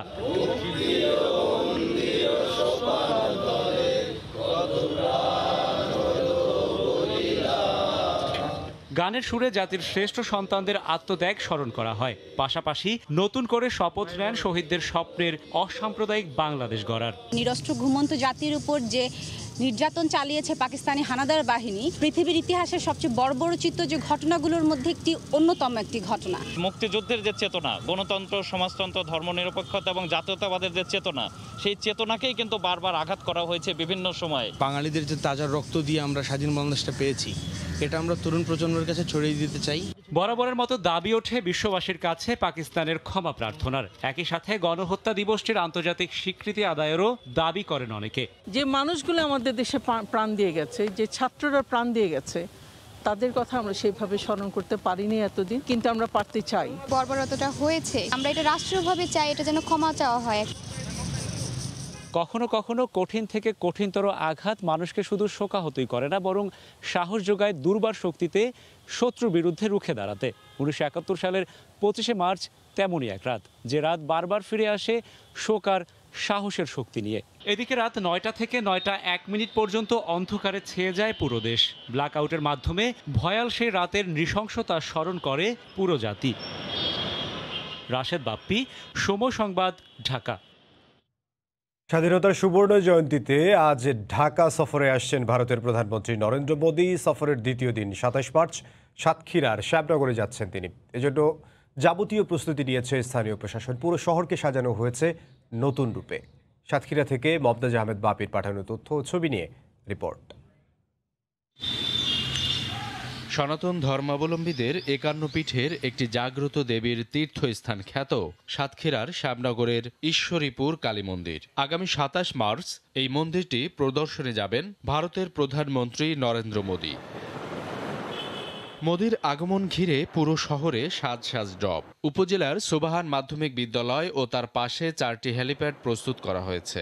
আর হেলিপ্যাড থেকে মন্দির পর্যন্ত রাস্তার দুধারে টাঙানো হয়েছে বাংলাদেশ ও ভারতের পতাকা। মন্দিরকে রঙে রঙে সাজানো হয়েছে। নরেন্দ্র মোদীর আসার খবরে উচ্ছ্বসিত গ্রামবাসীও। ভারতের প্রধানমন্ত্রী আমাদের গ্রামে আসছেন, তাতে আমাদের খুবই আনন্দিত হচ্ছে। ইতিমধ্যেই সকল ধরনের প্রস্তুতি শেষ পর্যায়ে। এখানে আমরা যারা এই এলাকার জনগণ আছি, আমরা সকল ধর্ম বর্ণ নির্বিশেষে আমরা সকলে আনন্দিত, উদ্বেলিত। আনন্দঘন পরিবেশে নিরাপত্তা নিশ্চিতে মোতায়েন রয়েছে বাংলাদেশ ভারত যৌথ বাহিনী। জেলা পুলিশ ইতিমধ্যে সার্বিক নিরাপত্তামূলক ব্যবস্থা গ্রহণ করেছে এবং জেলা পুলিশের পক্ষ থেকে 1300 পুলিশ সদস্য সেখানে দায়িত্ব পালন করবে। অর্ধশতাধিক সিসি ক্যামেরা দিয়ে সার্বক্ষণিক পুরো এলাকায় থাকছে মনিটরিং এর আওতায়। সময় সংবাদ, সাতক্ষীরা। নরেন্দ্র মোদীর সফরকালে ভারতের সঙ্গে বাংলাদেশের 5টিরও বেশি সমঝোতা স্মারক সই হবে বলে জানিয়েছেন পররাষ্ট্রমন্ত্রী ডক্টর এ কে আব্দুল মোমেন। গতকাল দুপুরে রাজধানীর গুলশান পার্কে এক অনুষ্ঠানে যোগ দিয়ে তিনি সাংবাদিকদের এই কথা জানান। এ সময় মন্ত্রী আরও বলেন, কিছু লোক মোদীর আগমনের বিরুদ্ধে অবস্থান নিলেও দেশের বেশিরভাগ মানুষ তাকে স্বাগত জানাতে অপেক্ষা করছেন। ভারত এবং বাংলাদেশের সম্পর্ক অত্যন্ত মধুর। কোনো ইস্যুতে আমরা মোটামুটিভাবে কনক্লুড হয়েছে, কোনোটা দেন দরবার চলছে। 5টা প্লাস আর কি, এগুলো আমাদের দেন দরবার করে একটা সমঝোতা এসেছি, সেইগুলো উপরে সমঝোতা স্বাক্ষর হবে। আর বাকিগুলো মাননীয় প্রধানমন্ত্রী দুজনে এই উৎসে আলাপ করবেন এবং তখনও মনে হয় আমরা কিছু অর্জন করতে পারব। বাংলাদেশের অধিকাংশ জনগণ এই ওনার আশাকে অভিনন্দন জানাচ্ছে। হ্যাঁ, কিছু লোক তো থাকবেই বিরুদ্ধে। আমরা ডেমোক্রেসিতে বিশ্বাস করি, আমাদের তাতে কোনো আপত্তি নেই।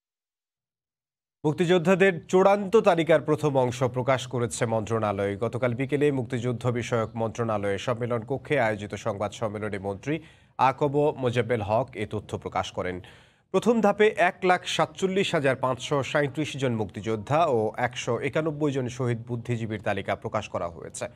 আতিকুর রহমান তমা জানাচ্ছেন বিস্তারিত। দীর্ঘদিনের চেষ্টার পর এবার সপ্তম শেষবারের মতো বীর মুক্তিযোদ্ধা ও শহীদ বুদ্ধিজীবীদের তালিকা প্রকাশ করল মন্ত্রণালয়। এই তালিকা প্রকাশের মধ্য দিয়ে আগের সব তালিকা বাতিল হবে। মুক্তিযুদ্ধ সনদ নিতে আর নতুন করে আবেদন করা যাবে না বলেও জানান মন্ত্রী। সংবাদ সম্মেলনে মন্ত্রী জানান, বঙ্গবন্ধুর আত্মস্বীকৃত খুনিদেরও নাম থাকবে তালিকায়, তবে সঙ্গে থাকবে পরবর্তীতে করা অপকর্মের বর্ণনাও। এইটাটা যেটা হবে এখন সেটা হলো একবার ফাইনাল। খেতাবটা দেওয়াটা হচ্ছে এটা একটা কর্তৃপক্ষের ইচ্ছা, আর যেটা মুক্তিযোদ্ধা সেটা হলো অর্জন।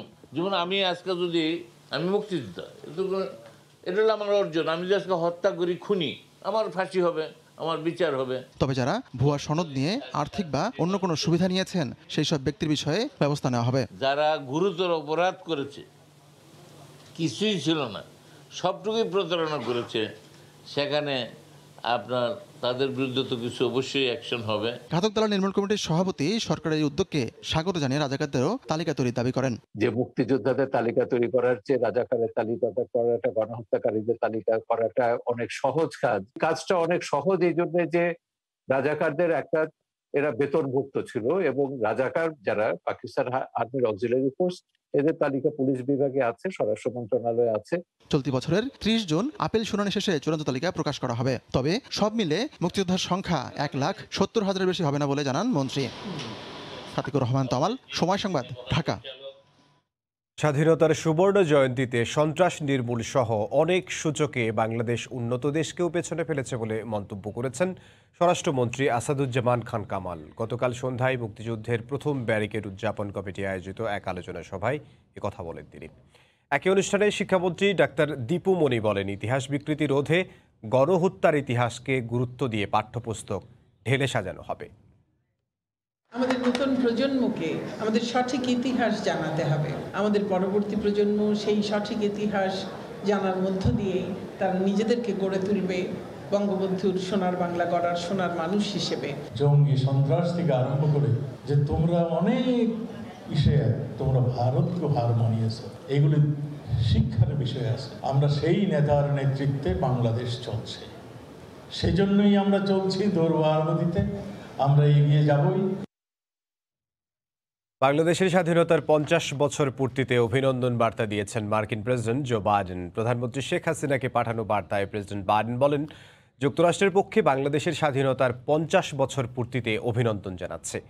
বাংলাদেশ অর্থনৈতিক অগ্রগতির ভূয়সী প্রশংসা করেন মার্কিন প্রেসিডেন্ট জো বাইডেন। 10 লাখের বেশি রোহিঙ্গা শরণার্থীকে আশ্রয় দেয়া বাংলাদেশের মানবাধিকারের এক অনন্য দৃষ্টান্ত বলে উল্লেখ করেন বাইডেন। রোহিঙ্গা সংকট সমাধানে যুক্তরাষ্ট্র বাংলাদেশের পাশে থাকবে বলেও জানান তিনি। এছাড়া জলবায়ু সংকট নিরসনে কাজ করতে বাংলাদেশের প্রতিশ্রুতির প্রশংসা করে যুক্তরাষ্ট্র। বাংলাদেশের সঙ্গে বন্ধুত্বকে যুক্তরাষ্ট্র গুরুত্বপূর্ণ বিবেচনা করে বলেও উল্লেখ করা হয় চিঠিতে।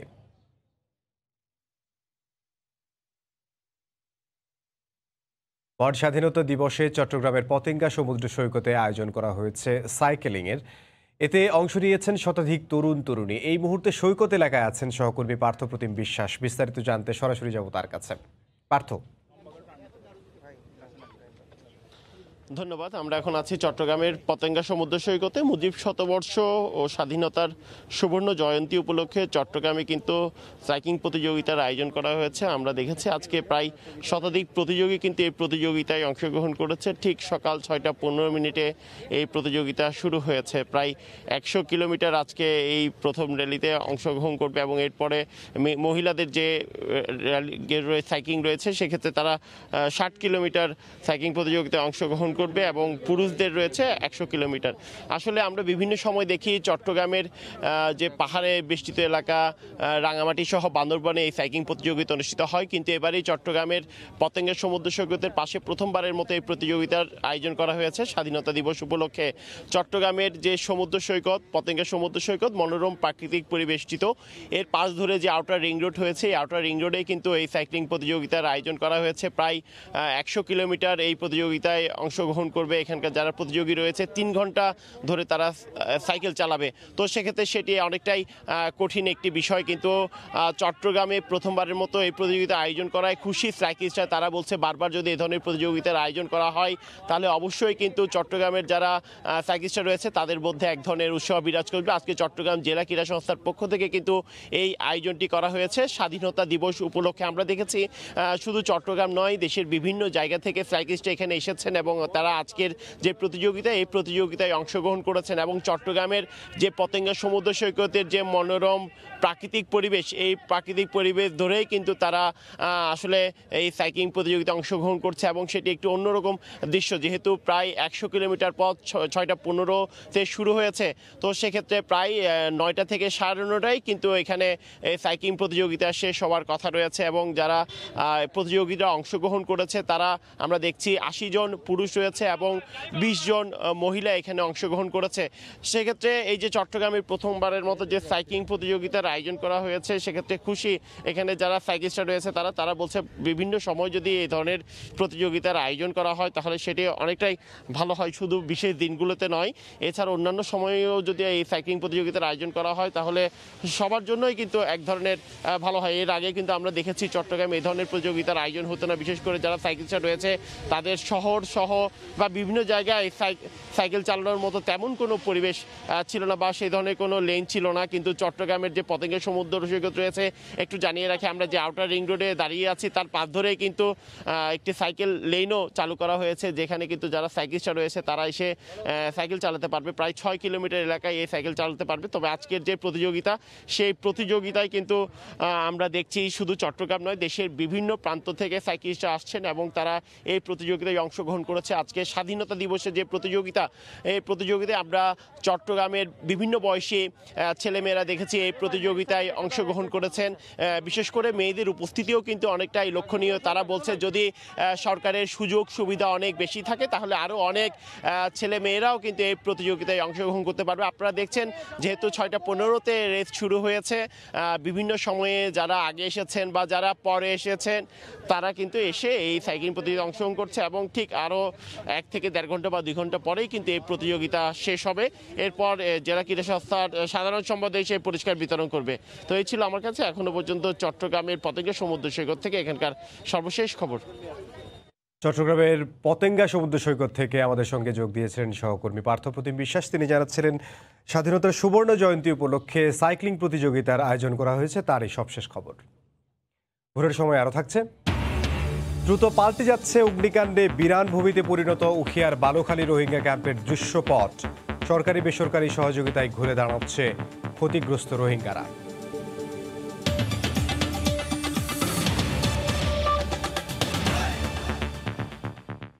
নিজ দেশে করোনা ভাইরাসের প্রকোপ বাড়তে থাকায় ভ্যাকসিন রফতানি স্থগিত করেছে ভারতের সেরাম ইনস্টিটিউট। তবে সরকারিভাবে বিষয়টি বাংলাদেশ এখনও অবগত নয় বলে জানিয়েছেন স্বাস্থ্য সচিব আব্দুল মান্নান। নরেন্দ্র মোদীর সফরের সময় বাংলাদেশকে উপহার হিসেবে ভারত আরও 12 লাখ ডোজ টিকা দেবে বলেও জানান তিনি। এদিকে আইইডিসিআর বলছে এখন পর্যন্ত যে পরিমাণ ভ্যাকসিন মজুদ রয়েছে তাতে দেশে দ্বিতীয় ডোজ ভ্যাকসিন পেতে কোনো সমস্যা হবে না। বিশ্বের সর্ববৃহৎ টিকা প্রস্তুতকারী প্রতিষ্ঠান ভারতের সেরাম ইনস্টিটিউটের সাথে করা চুক্তি অনুযায়ী মাসে 50 লাখ করে 6 মাসে করোনা ভ্যাকসিনের 3 কোটি ডোজ পাওয়ার কথা বাংলাদেশের। প্রথম মাস ফেব্রুয়ারিতে 50 লাখ ডোজ টিকা দেয় সেরাম। চলতি মাসে এখন পর্যন্ত ভ্যাকসিন পাওয়া গেছে মাত্র 20 লাখ। এছাড়া ভারত সরকারের দেয়া উপহার হিসেবে পাওয়া 20 লাখ ডোজ সহ মোট ভ্যাকসিন এসেছে 90 লাখ। তবে হঠাৎ করে ভারত জুড়ে করোনার প্রাদুর্ভাব বেড়ে যাওয়ায় সাময়িকভাবে ভ্যাকসিন রপ্তানি বন্ধের কথা ভাবছে দেশটি। এখন পর্যন্ত বিশ্বের 76টি দেশে ভ্যাকসিন সরবরাহ করলেও সম্প্রতি যুক্তরাজ্য, ব্রাজিল সহ বেশ কটি দেশে রফতানি বন্ধ করেছে তারা। ধারণা করা হচ্ছে আগামী এপ্রিল-মে পর্যন্ত কার্যকর থাকতে পারে এই স্থগিতাদেশ। তবে স্বাস্থ্য মন্ত্রণালয় বলছে এখন পর্যন্ত টিকা পাওয়ার বিষয়ে কোনো অনিশ্চয়তা নেই। সেরাম ইনস্টিটিউট রফতানি বন্ধ করে দেওয়ার বিষয়ে আনুষ্ঠানিকভাবে বাংলাদেশকে কিছু জানায়নি বলেও জানান স্বাস্থ্য সচিব। এখন পর্যন্ত দেশে করোনার টিকা নিয়েছেন 50,70,000 মানুষ। শুক্রবার ভারত থেকে উপহার হিসেবে আরও 12 লাখ ডোজ টিকা পেলে বাংলাদেশে আসা মোট টিকার পরিমাণ দাঁড়াবে 1,02,00,000। সেক্ষেত্রে আগামী এপ্রিল-মে মাসে যারা দ্বিতীয় ডোজ টিকা নেবেন তাদের জন্য প্রয়োজনীয় টিকা মজুদ আছে দেশে। আমাদের কাছে এখন পর্যন্ত 90 লক্ষ ভ্যাকসিন আছে এবং এটা ভারত সরকার সম্ভবত এপ্রিল পর্যন্ত বন্ধ করেছে এবং এপ্রিলের পরে যদি আমরা ভ্যাকসিন পেয়ে যাই তাহলে আমাদের কোনো সমস্যা হবে না। চলতি মাসে নির্ধারিত 50 লাখ ডোজ টিকা পুরো না পেলেও স্থগিতাদেশ কেটে গেলে পরের মাসগুলোতে ভারত সেটা পুষিয়ে দেবে বলে আশাবাদী স্বাস্থ্য মন্ত্রণালয়। ইহসান জুয়েল, সময় সংবাদ, ঢাকা। আগামী 23 মে খুলবে মাধ্যমিক ও উচ্চ মাধ্যমিক পর্যায়ের শিক্ষা প্রতিষ্ঠান। গতকাল সন্ধ্যায় শিক্ষা মন্ত্রণালয়ের বৈঠকে এই সিদ্ধান্ত নেওয়া হয়। শিক্ষা মন্ত্রণালয় থেকে পাঠানো বিজ্ঞপ্তিতে বলা হয়, বাংলাদেশ সহ সারা বিশ্বে চলমান কোভিড সংক্রমণ বেড়ে যাওয়ায় শিক্ষার্থী, শিক্ষক, কর্মচারী ও অভিভাবকদের স্বাস্থ্য সুরক্ষা ও সার্বিক নিরাপত্তা বিবেচনায় জাতীয় পরামর্শ কমিটির সঙ্গে আলোচনা করে সিদ্ধান্ত নেওয়া হয়। এক্ষেত্রে মাধ্যমিক ও উচ্চ মাধ্যমিক পর্যায়ের সব শিক্ষা প্রতিষ্ঠানে শ্রেণীকক্ষে পাঠদান ঈদের পর 23 মে শুরুর সিদ্ধান্ত নেওয়া হয়েছে। এক্ষেত্রে অব্যাহত থাকবে অনলাইন ক্লাস।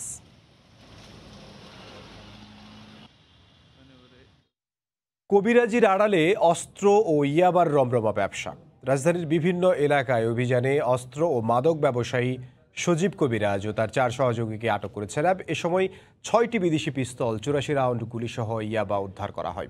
র্যাব জানায়, সজীব কক্সবাজার থেকে ইয়াবা চোরাচালানের শক্তিশালী সিন্ডিকেট গড়ে তোলার পাশাপাশি যশোর কেন্দ্রিক অস্ত্র বেচাকেনার নেটওয়ার্কও গড়ে তোলে। র্যাব জানায়, 8ম শ্রেণী পাস সজীব নারায়ণগঞ্জ থেকে রাজধানীর মিরপুরের পীরেরবাগ এলাকায় এসে কবিরাজি চিকিৎসা শুরু করে। পরবর্তীতে সে জড়িয়ে পড়ে মাদক ও অস্ত্র ব্যবসায়। অল্প দিনেই মিরপুর কেন্দ্রে গড়ে তুলে মাদক আর অস্ত্রের শক্তিশালী সিন্ডিকেট।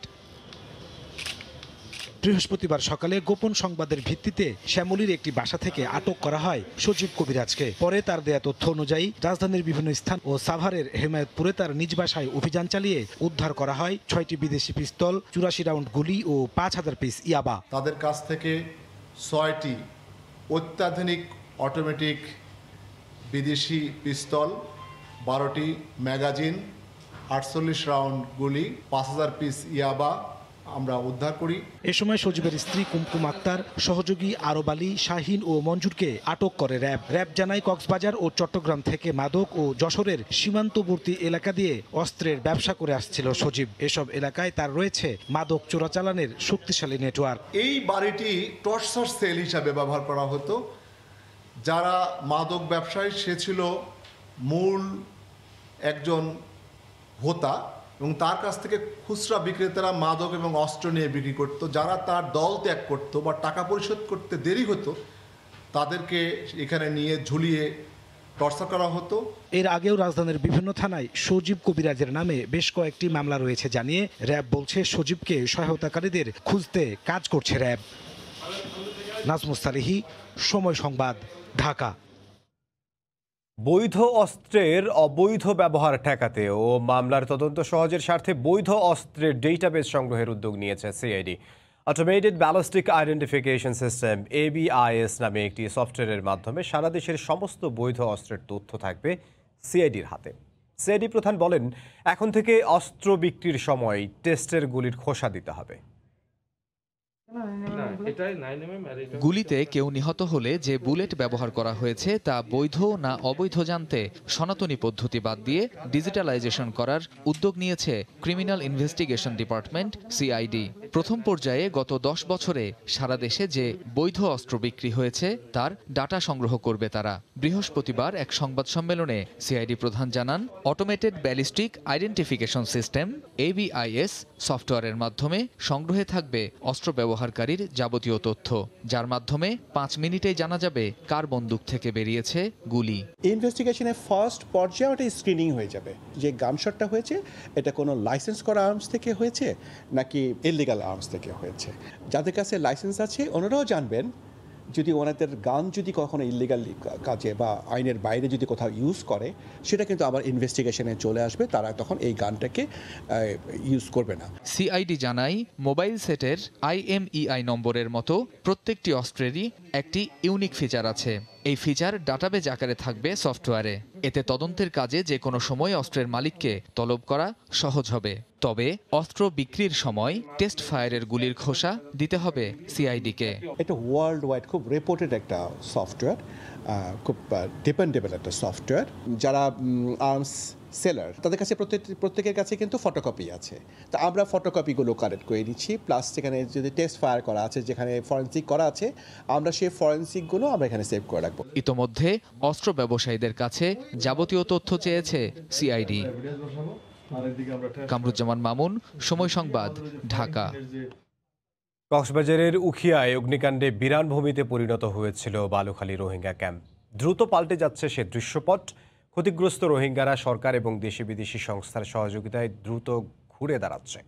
আর সরকার নির্ধারিত সময়ের মধ্যে তদন্ত প্রতিবেদন দেওয়ার সর্বোচ্চ চেষ্টা করা হবে বলে জানিয়েছেন শরণার্থী ত্রাণ ও প্রত্যাবাসন কমিশনার। বিস্তারিত জানাচ্ছেন সুজাউদ্দিন রুবেল। চারপাশে আগুনের ভয়াবহতার চিহ্ন, বসতি আর সবুজ গাছপালা ঢেকে আছে কালো ছায়ে। ছিল না রোহিঙ্গাদের মাথা গোজার ঠাঁই। কিন্তু এই ধ্বংসস্তূপের মাঝে সরকারি বেসরকারি উদ্যোগে তৈরি হচ্ছে সারি সারি তাঁবু। আর দ্রুত সময়ের মধ্যে এই তাঁবুতে ঠাঁই হচ্ছে আগুনে ঘরহারা রোহিঙ্গাদের। দেওয়া হচ্ছে সব ধরনের সহায়তা, যাতে ঘুরে দাঁড়াচ্ছে ক্ষতিগ্রস্ত রোহিঙ্গারা। জায়গাটা আছে খবর পাই, ইনশাআল্লাহ পাইম বলে আশা করি।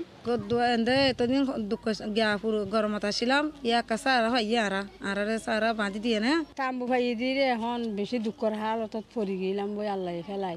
অগ্নিকাণ্ডের পর বড় সংকট ছিল খাদ্য, খাবার, পানি, চিকিৎসা, জ্বালানি ও শিশুদের নিয়ে। কিন্তু সরকারি বেসরকারি সংস্থার সহযোগিতায় দূর হচ্ছে এসব সংকটও। যে সিলিন্ডারগুলো মানে আগুনে হয়েছে ড্যামেজ হয়েছে, সেগুলো আমরা আপাতত দ্রুত সময়ের মধ্যে যথেষ্ট সম্ভব আমরা এগুলো অপারেশন করে ফেলতেছি। প্রাইমারি হেলথ কেয়ার ট্রিটমেন্ট যেগুলো আছে, ইনজুরির পেশেন্ট, অ্যাব্রেশনের পেশেন্ট, আমরা সেইগুলা ম্যানেজ করতেছি। আর শরণার্থী ত্রাণ ও প্রত্যাবাসন কমিশনার জানালেন, সবার সহযোগিতায় দ্রুত সংকট কাটিয়ে ওঠার পাশাপাশি সরকার নির্ধারিত সময়ে তদন্ত প্রতিবেদন জমা দেয়া হবে। এ ব্যাপারে আমাদেরকে সকলেই সাহায্য করছেন। আমাদের সরকারের সকল মেশিনারিজ আমরা এখানে আসি, এখানে আমাদেরকে সাহায্য করছে বিভিন্ন স্বেচ্ছাসেবী সংস্থা, ইউএন এজেন্সিগুলো সহযোগিতা করছে। সোমবার বালুখালী আশ্রয় শিবিরে আগুনে সরকারি হিসেবে পুড়ে গেছে প্রায় 10,000 বসতঘর ও দোকানপাট। ক্ষতিগ্রস্ত হয় 45,000 মানুষ ও মারা যায় 11 জন রোহিঙ্গা। সুজাউদ্দিন রুবেল, সময় সংবাদ, উখিয়া, কক্সবাজার। বাদারীপুরে যত্রতত্র বিক্রি হচ্ছে LPG gas cylinder. Gas cylinder ব্যবহার জীবনকে যেমন সহজ করেছে, তেমনি বাড়াচ্ছে নিরাপত্তা ঝুঁকিও। আবার লাগামহীন দাম নিয়ে ক্রেতাদের অভিযোগের শেষ নেই। তবে জেলা প্রশাসক বলছেন, গ্যাস সিলিন্ডার বিক্রির বিষয়টি নিয়মের মধ্যে আনতে শিগগিরই চালানো হবে অভিযান। বাদারীপুর থেকে সঞ্জয় কর্মকার অভিজিতের তথ্য ও সাদাত আগুনের ছবি নিয়ে রিপোর্ট। মাদারীপুরের চর মুগুরিয়া এলাকার গৃহিণী আফসানা মিলি রান্নার জন্য গ্যাস সিলিন্ডার ব্যবহার করছেন 8 বছর ধরে। গ্যাস সিলিন্ডার ব্যবহার করলেও সারাক্ষণ থাকেন আতঙ্কের মধ্যে। বিভিন্ন দুর্ঘটনা যে ঘটে এই সম্পর্কে আমাদের ওইভাবে ধারণা নাই, শুনি তখন আতঙ্ক হই যে তাও যদি আমাদের একটু জানা থাকতো বা এই ধরনের কোনো প্রশিক্ষণের ব্যবস্থা আমাদের করা হতো, তাহলে আমরা গৃহিণীরা অনেক উপকৃত হতাম। শুধু আফসানা মিলি নন, তার মতো জেলার অধিকাংশ বাসাবাড়ির পাশাপাশি হোটেল ও রেস্তোরাঁয় বেড়েই চলেছে গ্যাস সিলিন্ডারের ব্যবহার। শহর কিংবা গ্রামের মোড়ে মোড়ে যে কোনো দোকানেই মিলছে রান্নার গ্যাস। মুরগির দোকান, মুদি দোকান, ফ্লেক্সিলোডের দোকানেও দেদারছে বিক্রি হচ্ছে এলপি গ্যাস। এসব দোকানে নেই বিস্ফোরক অধিদপ্তরের অনুমতিপত্র কিংবা অগ্নি নির্বাপক যন্ত্র। মোড়ক পরিবর্তন না করেই বছরের পর বছর একই সিলিন্ডার ব্যবহার করায় বাড়ছে বিপদের সংখ্যা। আর সিলিন্ডার ব্যবহারে প্রশিক্ষণের পাশাপাশি মূল্য তালিকা নির্দিষ্ট করে দেওয়ার দাবি জানিয়েছেন ব্যবহারকারীরা। ডিলাররা অনেক সময় দাম অনেক বাড়ায় নেয়, আমাদের জন্য অনেক সমস্যা হয়। বর্তমানে যে মূল্যে ব্যস্ত আছে, এই মূল্যতে মানে কেউ বাজারে সবাই কেউ চাইতেছে না। ঠিক আছে, মেয়াদ উত্তীর্ণ সিলিন্ডার বিক্রি আর বৈধ কাগজপত্র না থাকার কথা অকপটে স্বীকার করলেন বিক্রেতারা। গ্যাসের ওরকম কোনো অনুমোদন নাই, আছে ওই যে এই সব করকারীদের যা প্লাস্টিক অনুমোদন, আমার লাইসেন্স আছে। আগে চাউল আর কুড়া বিক্রি করতাম, বুঝলেন, তাই 2 মাস দৈর্ঘ্য হলো বিক্রি করতে লাগছে। অবশ্য ভ্রাম্যমাণ আদালতের মাধ্যমে গ্যাস সিলিন্ডার বিক্রির সাথে এর ব্যবহার নিয়ন্ত্রণে আনার কথা জানালেন জেলা প্রশাসনের শীর্ষ কর্মকর্তা।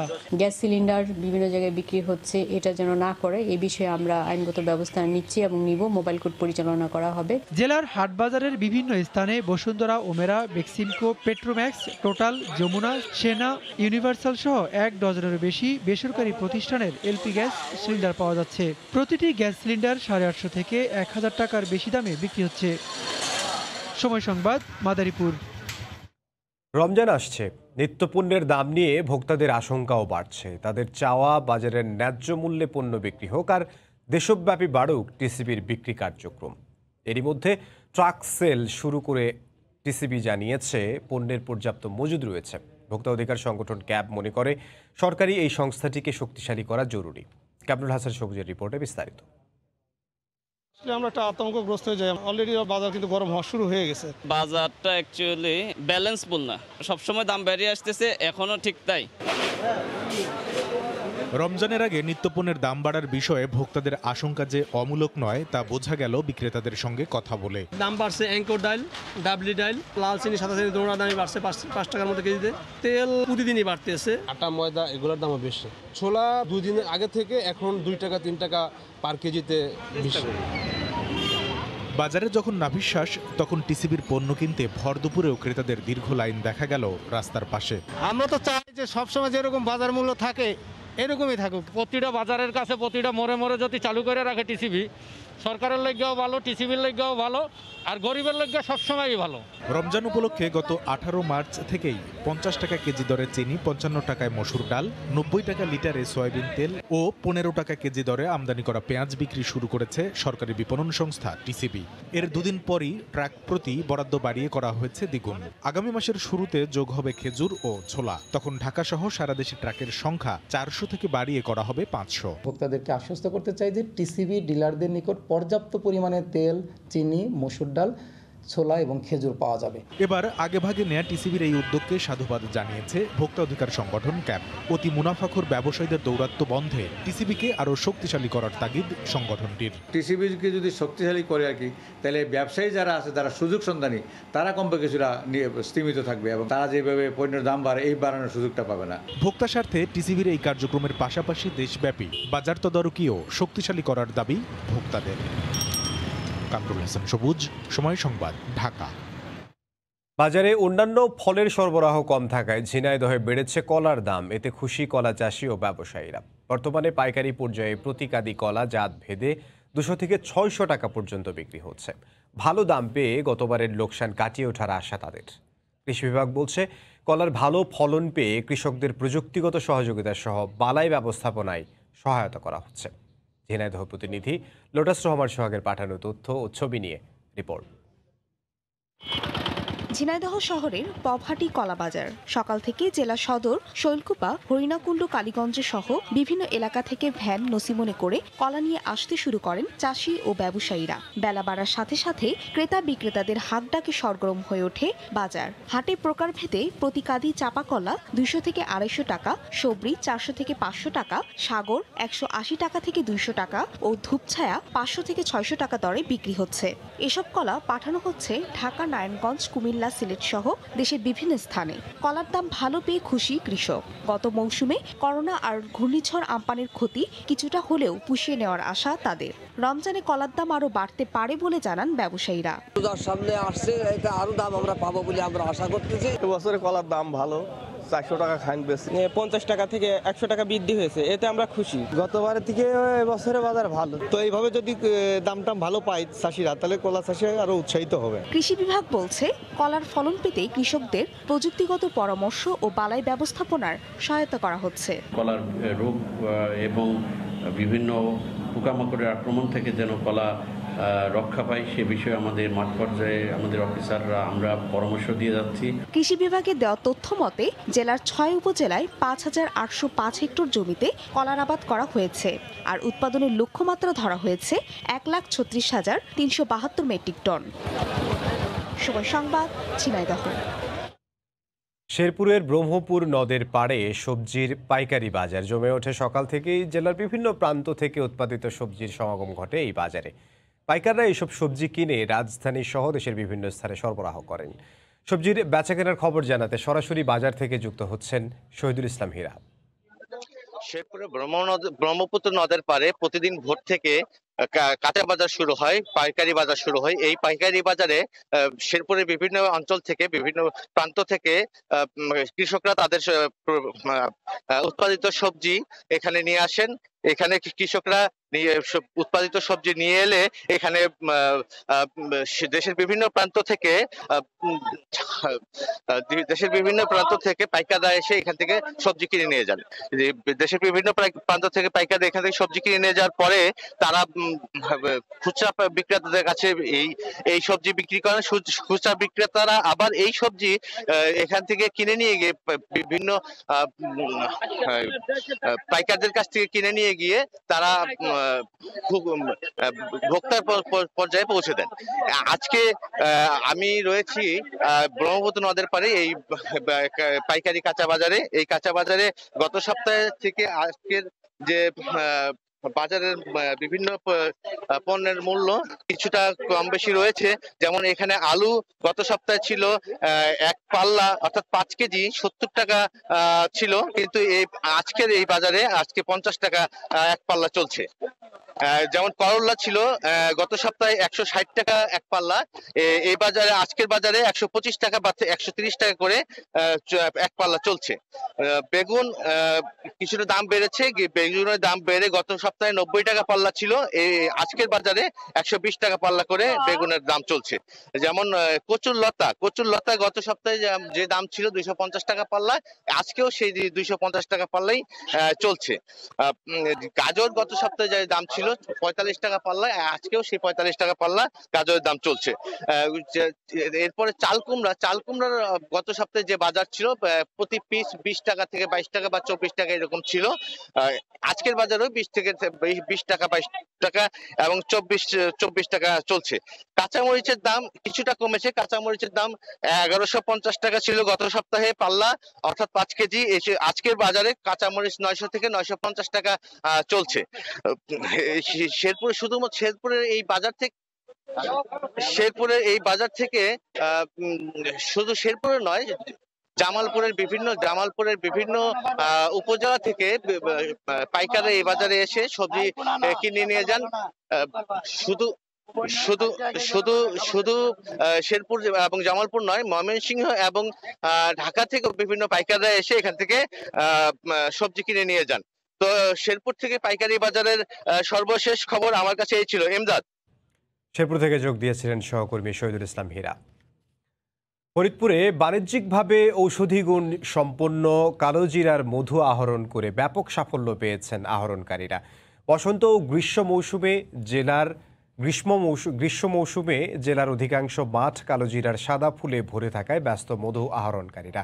ফলে দিনকে দিন জেলায় বাড়ছে মধু আহরণকারীর সংখ্যা। সমর ইসলামের তথ্য ও ছবিতে রিপোর্ট।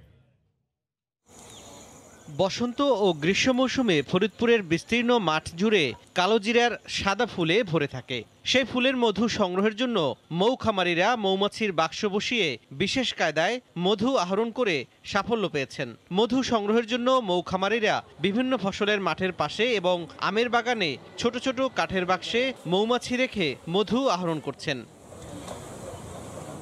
প্রতিটি খামার থেকে 10 দিন পর পর 2 মনেরও বেশি মধু সংগ্রহ করেন তারা। আর সংগ্রহ করা মধু বিভিন্ন কোম্পানি ও স্থানীয় বাজারে বিক্রি করে আর্থিকভাবে স্বাবলম্বী হচ্ছেন। করোনাকালীন সময় চাকরিটা চলে যাওয়ার পরে আমি এই মৌখামারির সাথে যুক্ত হই। যে টাকাটা আমার আসতেছে, যে লাভটা হচ্ছে, ওই বেতনের তুলনায় অনেক বেশি হচ্ছে। আমি বিদেশ গেছিলাম সৌদি আরব, ওখান থেকে দেশে আসার পরে বেসিক থেকে ট্রেনিং নেওয়ার পরে মৌমাছি ট্রেনিং নিয়েছিলাম। নেওয়ার পরে নিজে এখন একটা খামারের সাথে যুক্ত হয়েছি। এখন আমি অনেক লাভবান হচ্ছি। এই খামার করার পরে মোটামুটি পরিবার নিয়ে খুবই সুখে আছি। এদিকে নিরাপদ ও ভেজাল মুক্ত মধু পেয়ে খুশি স্থানীয়রা। এখানে সামনে ভাঙাইতেছে, ভালো মধু নেওয়ার জন্য আসছে। উন্নত পদ্ধতিতে নিরাপদভাবে মধু সংগ্রহে আহরণকারীদের মৌ বাক্স ও প্রশিক্ষণ সহ সব ধরনের পরামর্শ দেয়া হচ্ছে বলে জানান কৃষি কর্মকর্তা। স্থানীয় কৃষকদের, বিশেষ করে যারা আমাদের সাথে প্রকল্পের মাধ্যমে জড়িত, তাদেরকে মৌ বাক্স, মৌ আহরণ করার যন্ত্রপাতি এগুলো দিচ্ছি এবং একই সাথে মৌ চাষ করলে তারা যে অর্থনৈতিকভাবে লাভবান হতে পারছে সেই পরামর্শ দিচ্ছি। জেলায় এবছর 4170টি মৌবাক্স বসিয়ে মৌ চাষ করা হচ্ছে, যা থেকে প্রায় 14,000 কেজি মধু আহরণ হবে বলে মনে করছেন সংশ্লিষ্টরা। সময় সংবাদ, ফরিদপুর। ভোরের সময় আরও থাকছে। মঙ্গল গ্রহে 2030 সালের আগে স্টারশিপ রকেট পাঠাবে এলন মাস্কের প্রতিষ্ঠান স্পেসএক্স। এরই মধ্যে উৎক্ষেপণ করা হয়েছে নমুনা।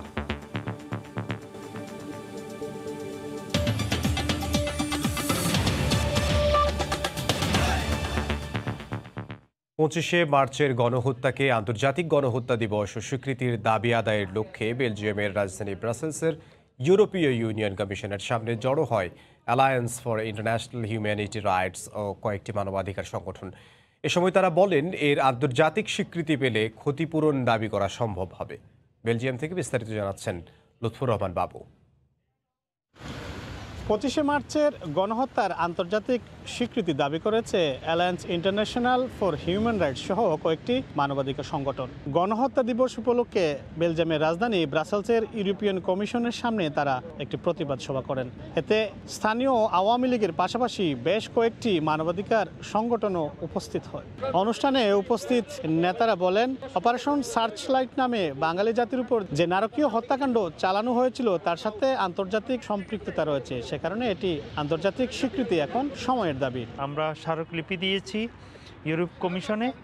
আমরা চাই জাতিসংঘ এবং ইউরোপ কমিশনে এটার স্বীকৃতি যদি আমরা পাই, তাহলে আমরা ওরা যে জেনোসাইড করেছিল 1971 সালের 25শে মার্চ, এটার জন্য আমরা ক্ষতিপূরণ দাবি করতে পারি। গণহত্যা দিবসকে আন্তর্জাতিক স্বীকৃতি দেওয়ার জন্য আমরা এখানে দাবি জানিয়েছি। 25শে মার্চে কালরাত্রিতে হানাদাররা যে এই হত্যাযজ্ঞ শুরু করেছে এবং সেটা যদি আজকে আন্তর্জাতিক স্বীকৃতি পায়, পাকিস্তানি হানাদাররা যারা সেদিন হত্যাযজ্ঞ করেছে এবং পাকিস্তানি প্রশাসনকে তাদেরকে আইনের আওতায় আনা যাবে। 25শে মার্চ কালরাত্রিতে নিরস্ত্র বাঙালি জাতির উপর পাকিস্তান হানাদার বাহিনী যে নারকীয় হত্যাকাণ্ড চালিয়েছিল, সেই গণহত্যাকে আন্তর্জাতিক স্বীকৃতি দিতে পারলে সেটিকে আন্তর্জাতিক আদালতে নেওয়া সম্ভব হবে এবং তখন এর সাথে যারা যুক্ত ছিলেন তাদের বিরুদ্ধেও আন্তর্জাতিক আদালতে তারা ব্যবস্থা নিতে পারবেন, এমনটাই মনে করছেন alliance for international human rights সহ অন্যান্য মানবাধিকার সংগঠন। বেলজিয়াম ব্রাসেলসের ইউরোপিয়ান কমিশনের সামনে থেকে মোহাম্মদ লুৎফুর বাবু, সময় সংবাদ। চলতি বছরের 1 মে সম্ভব না হলেও আগামী বছর আফগানিস্তান থেকে সব মার্কিন সেনা প্রত্যাহার করা হবে বলে জানিয়েছেন যুক্তরাষ্ট্রের প্রেসিডেন্ট জো বাইডেন। হোয়াইট হাউসে প্রথমবারের মতো আনুষ্ঠানিক সংবাদ সম্মেলনে সাংবাদিকদের বিভিন্ন প্রশ্নের খোলামেলা উত্তর দেন 78 বছর বয়সী এই প্রেসিডেন্ট। এ সময় উত্তর কোরিয়ার সাথে কূটনৈতিকভাবে আলোচনা চালিয়ে যাওয়ার কথা জানান জো বাইডেন। গেল জানুয়ারি মাসে যুক্তরাষ্ট্রের 46তম প্রেসিডেন্ট হিসেবে শপথ নেওয়ার পর স্থানীয় সময় বৃহস্পতিবার প্রথমবারের মতো হোয়াইট হাউসে সাংবাদিকদের মুখোমুখি হলেন জো বাইডেন। কঠোরভাবে মানা হয় করোনা স্বাস্থ্যবিধি, ছিল শারীরিক দূরত্ব।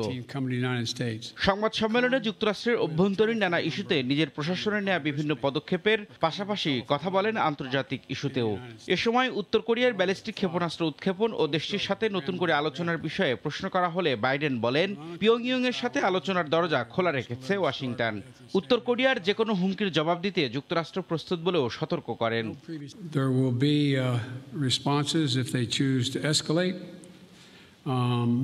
We will respond accordingly.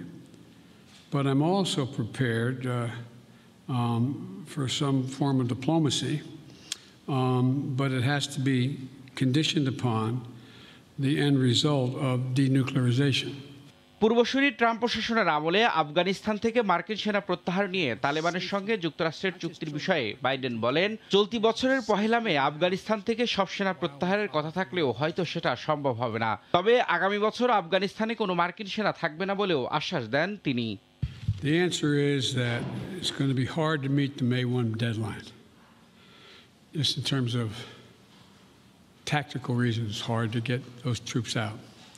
So what we've been doing, what I've been doing, and what Secretary Blinken has been doing. Rabiul Islam আওলাদ, সময় সংবাদ। এদিকে বাংলাদেশের স্বাধীনতার 50 বছরের সুবর্ণ জয়ন্তী উদযাপন করা ভাগ্যের ব্যাপার। সেই সাথে স্বাধীনতার সুবর্ণ জয়ন্তীতে দেশের সবাইকে শুভেচ্ছা জানিয়েছেন বাংলাদেশ ক্রিকেট দলের সাবেক অধিনায়ক মাশরাফি বিন মুর্তজা। আমরা খুব লাকি যে সুবর্ণ জয়ন্তী দেখতে পাচ্ছি এবং আমি অবশ্যই শ্রদ্ধা জানাই জাতির পিতা বঙ্গবন্ধু শেখ মুজিবুর রহমানকে। সেই সাথে আমাদের সর্বোচ্চ সম্মানীয় যে মুক্তিযোদ্ধারা আছেন, জীবিত আছেন, অনেকে মৃত, অনেকে মারা গিয়েছেন যুদ্ধের সময় বা বয়সের কারণে অনেকে মারা গিয়েছেন, সবাইকে শ্রদ্ধার সাথে স্মরণ করি। এবং ওনারা যুদ্ধটা করেছিলেন বলেই হয়তোবা আমরা আজকে সুবর্ণ জয়ন্তী পালন করার সুযোগ পেলাম। অবশ্যই আনন্দের, সেই সাথে আমি বলবো যে আমাদের দেশটা ভালোর দিকে যাক, ভালো ভালো কাজ করি আমরা, আমাদের দেশটা আরো সুন্দর হয়ে উঠুক, এটা তো অবশ্যই চাই। যখন আমি মাঠে যখন দাঁড়িয়ে আমার সোনার বাংলা আমি তোমায় ভালোবাসি এই গানটা যখন বাজে, এই অনুভূতি আসলে আমি প্রকাশ করতে পারবো না, এটা আমি শিওর যে কেউই পারবে না। যারা দেশকে রিপ্রেজেন্ট করেছে, যারা এই গানটাকে যখন ওই রিপ্রেজেন্টের ঠিক আগে বা পরে যখন বাজে, সেই অনুভূতি একমাত্র ওই মুহূর্তটা বোঝানোই খুবই কঠিন। আমার দেশ, সেখানে সব কিছুই আমার, যেখানে গান আমার, জার্সি আমার, হ্যাঁ হয়তো আমি ভিন্ন মাটিতে খেলছি কিন্তু সব কিছু আমার, তো এই অনুভূতি আসলে বোঝানো কঠিন। এক ম্যাচ হাতে রেখে এই ত্রিদেশীয় টুর্নামেন্টের ফাইনাল নিশ্চিত হওয়ায় আত্মবিশ্বাসী বাংলাদেশ দল। প্রথম ম্যাচের জয়ে আত্মবিশ্বাস বেড়েছে দলে, এখন তা ধরে রাখার মিশন বলে জানান ডিফেন্ডার হাবিবুর রহমান সোহাগ। বিশ্বনাথের ঘাটতি পুষিয়ে নেওয়ার সক্ষমতা নতুনদের মাঝে আছে বলেও মনে করেন তিনি। স্কোরিং দুর্বলতা কাটাতে কোচ নতুন কৌশল নিয়ে কাজ করছেন বলে জানান মিডফিল্ডার সাদউদ্দিন। নেপাল থেকে তারেক হাসান শিমুলের রিপোর্ট। পরীক্ষা নিরীক্ষার সফরটা এখন শিরোপার মিশন জামাল ভুঁইয়াদের। প্রথম ম্যাচে বাংলাদেশের কাছে হার ও পরের ম্যাচে স্বাগতিক নেপালের সঙ্গে ড্র কিরগিজস্তান অনূর্ধ্ব 23 দলের। এক ম্যাচ হাতে রেখেই ফাইনাল নিশ্চিত হয়ে গেছে লাল সবুজের দলের। তাই পুরো দমে শিষ্যদের নিয়ে কৌশল সাজাচ্ছেন নেপাল বধের। মাঠের অনুশীলনের আগে দিনের শুরুটা ছিল জিম আর সুইমিং দিয়ে। মাঠে যাওয়ার আগে ইনজুর্ড বিশ্বনাথকে বিদায় জানিয়েছেন সতীর্থরা। তবে বাংলাদেশের বিমান ধরার আগে দলের জন্য শুভকামনা জানাতে ভুলেননি এই অভিজ্ঞ ডিফেন্ডার। ইনজুরির কারণে হয়তো 2 সপ্তাহ আমার মাঠে বাইরে থাকতে হবে, তো আমি আশা করি আমাদের টিমটা যেন ভালো করে, আর আমার টিমের জন্য সবাই দোয়া করবেন, আর আমার জন্য সবাই দোয়া করবেন যাতে আমি তাড়াতাড়ি রিকভারি করতে পারি আবার মাঠে। রক্ষণের পরীক্ষিত তপু বর্মন, রহমত মিয়া আসতে পারেননি আগেই, এবার বিদায় নিতে হলো বিশ্বনাথকে। রক্ষণটা কি একটু নড়বড়ে হয়ে গেল? মানতে নারাজ গেল ম্যাচে অভিষিক্ত সোহাগ। তার মতে বাকিদেরও সক্ষমতা রয়েছে সেরা 3 ডিফেন্ডারের ঘাটতি পূরণের। আশা করি যারা আমার প্লেসে আছে বা আমার আশেপাশে আছে রাইট ব্যাক লেফট ব্যাক, তারাও ভার্সেটাইল হবে। তো রিমন রাইট ব্যাক যে সেকেন্ড হাফে খেললো, রিমন ভালো সার্ভিস দিছে। আশা করি যদি কোচ রিমনকে দেয়, রিমনও ভালো করবে। কিরগিজস্তানের বিপক্ষে সুরক্ষিত ছিল বাংলাদেশের গোলপোস্ট। সেই অভ্যাসটাই ধরে রাখতে চান চিকো, সোহেল, আশরাফুল রানারা। লেস ক্লিবলির ক্লাসে মনোযোগী তারা। গোল পেতে কাউন্টার অ্যাটাকের ধরন পাল্টানোর চেষ্টা করছেন জেমি বলে জানান সাদউদ্দিন। আমাদের ফুল টিম নিয়ে কাজ হচ্ছে, ডিফেন্ডিং, মিডফিল্ড, তারপর অ্যাটাকিং, সবগুলা জায়গায় নিয়ে আমাদের কাজ হচ্ছে। তো আমরা আগে যে ফুটবল খেলেছি আমরা কাউন্টার অ্যাটাক ফুটবল, বাট এখন আমরা চাইতেছি বিল্ড আপ ফুটবল খেলতে, যেন আর কি ভালো একটা অ্যাটাকে গোল হয়, এরকম আমরা ফুটবল খেলার চেষ্টা করতেছি। একদিনের বিশ্রাম শেষে পুরোদমে অনুশীলনে বাংলাদেশ দল। তবে 27 তারিখে নেপালের বিপক্ষের ম্যাচে বাংলাদেশ দলে আরও বেশ কয়েকজন নতুন ফুটবলারের যে অভিষেক হতে যাচ্ছে তা বোঝা যায় জেমির এই অনুশীলন দেখে। তবে ডিফেন্সে বিশ্বনাথের ঘাটতি নিশ্চয়ই চিন্তার কারণ হতে পারে ইংলিশ গুরুর। নেপালের কাঠমান্ডু থেকে তারেক হাসান শিমুল, সময় সংবাদ। সাকিব জানেন কিভাবে চাপ সামলাতে হয়, উল্টো গুরু সালাউদ্দিনকে নাকি পরামর্শ দেন কি করে ভালো থাকা যায় জীবনে। সাম্প্রতিক সাকিবের মানসিক অবস্থা সম্পর্কে জানতে চাইলে এমন উত্তর দিয়েছেন কোচ সালাউদ্দিন। আইপিএলে খেলার ছাড়পত্র নিয়ে নতুন কোনো সিদ্ধান্ত না আসলে দ্রুত ভারতে গিয়েই অনুশীলন করার পরামর্শ দেশের অন্যতম সেরা এই ক্রিকেট কোচের। এক সাক্ষাৎকারে টক অব দ্য টাউন হয়ে ক্রিকেট পাড়া করেছিলেন উত্তপ্ত, অথচ হিমশীতল সাকিব দিব্যি নিজের রুটিন মেনে চলছেন। নিজের একাডেমিতে 10:30টায় প্যাড আপ করে সেন্টার উইকেটে ব্যাটিং করেছেন প্রায় মিনিট 40। ফিল্ডিং সেটআপ ছিল ম্যাচের আবহে। ব্যাটিং শেষ করে আগের দিনের মতো ছোট রান আপে বোলিংও করেছেন টাইগার ক্রিকেটের এই পোস্টার বয়। মাঠের চাপটা যেমন ইস্পাত দৃঢ়, মনোবল নিয়ে সামলাতে জানেন, মাঠের বাইরেও তার ব্যতিক্রম নন সাকিব। সাকিবের ক্রিকেট গুরুকে পেয়ে প্রশ্ন ছিল সাম্প্রতিক পরিস্থিতি সাকিবের পারফরমেন্সে কোনো প্রভাব ফেলবে কিনা। ওকে শেখানোর কিছু নাই, কারণ এই যত দিন ধরে ক্রিকেট খেলছে সবসময় সে প্রেশারের মধ্যেই ছিল। এবং এটা কীভাবে হ্যান্ডেল করতে সেটাও সে খুব ভালো জানে। বরঞ্চ হয়তো আমাকে মাঝে মাঝে সে ট্রিট করে এইভাবে এবং এইভাবে করলে আপনি ভালো থাকবেন জীবনে। তো আমার মনে হয় যে ওইটাও খুব ভালোভাবে জানে। কলকাতা নাইট রাইডার্সের ক্যাম্পে যোগ দিতে ভারতে যাওয়ার কথা সাকিবের। সালাউদ্দিনেরও পরামর্শ দ্রুত ভারতে গিয়েই অনুশীলন শুরুর। তবে আইপিএলে খেলার ছাড়পত্র নিয়ে বিসিবি কোনো নতুন নাটকের অবতারণা করবে না তো?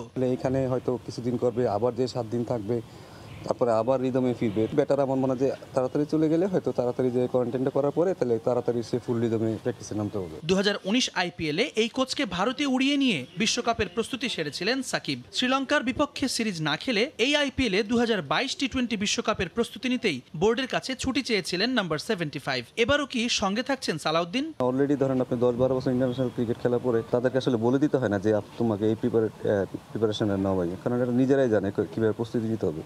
তো এখানে আমার মনে হয় যে এরাই অনেক ভালো কোচ, নিজের ব্যাপারে তারা অনেক বেশি সচেতন। একদিন দেরিতে হলেও এদিন সকালে সাকিবের জন্মদিনও পালন করেছেন একাডেমির শিক্ষানবিশ ক্রিকেটার ও স্টাফরা। জুম্মান সাদিক, জ্যাভলিন, সময় সংবাদ, নারায়ণগঞ্জ। ভোরের সময়ের শীর্ষ সংবাদ জানিয়ে দিচ্ছে আরও একবার।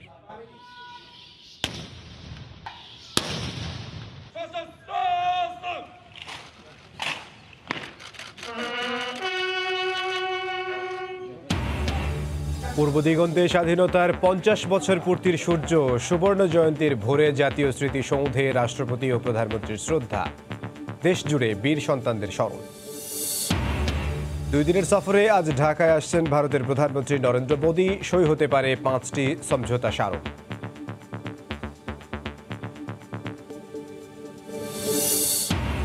ভারত টিকা রফতানি সাময়িক বন্ধের ঘোষণাতেও সংকটে পড়বে না বাংলাদেশ। আজই আসছে আরও 12 লাখ ডোজ। 23 মে খুলছে স্কুল কলেজ। রমজান আসলে আমরা একটা আতঙ্কগ্রস্ত হয়ে যাই। অলরেডি বাজার কিন্তু গরম হওয়া শুরু হয়ে গেছে। সবসময় দাম বেরিয়ে আসতেছে, এখনো ঠিক তাই। রমজান সামনে রেখে নিত্যপণ্যের বাজার নিয়ে শঙ্কা। টিসিবির ট্রাক সেলে উপচে পড়া ভিড়, আরও শক্তিশালী করার তাগিদ ক্যাবের।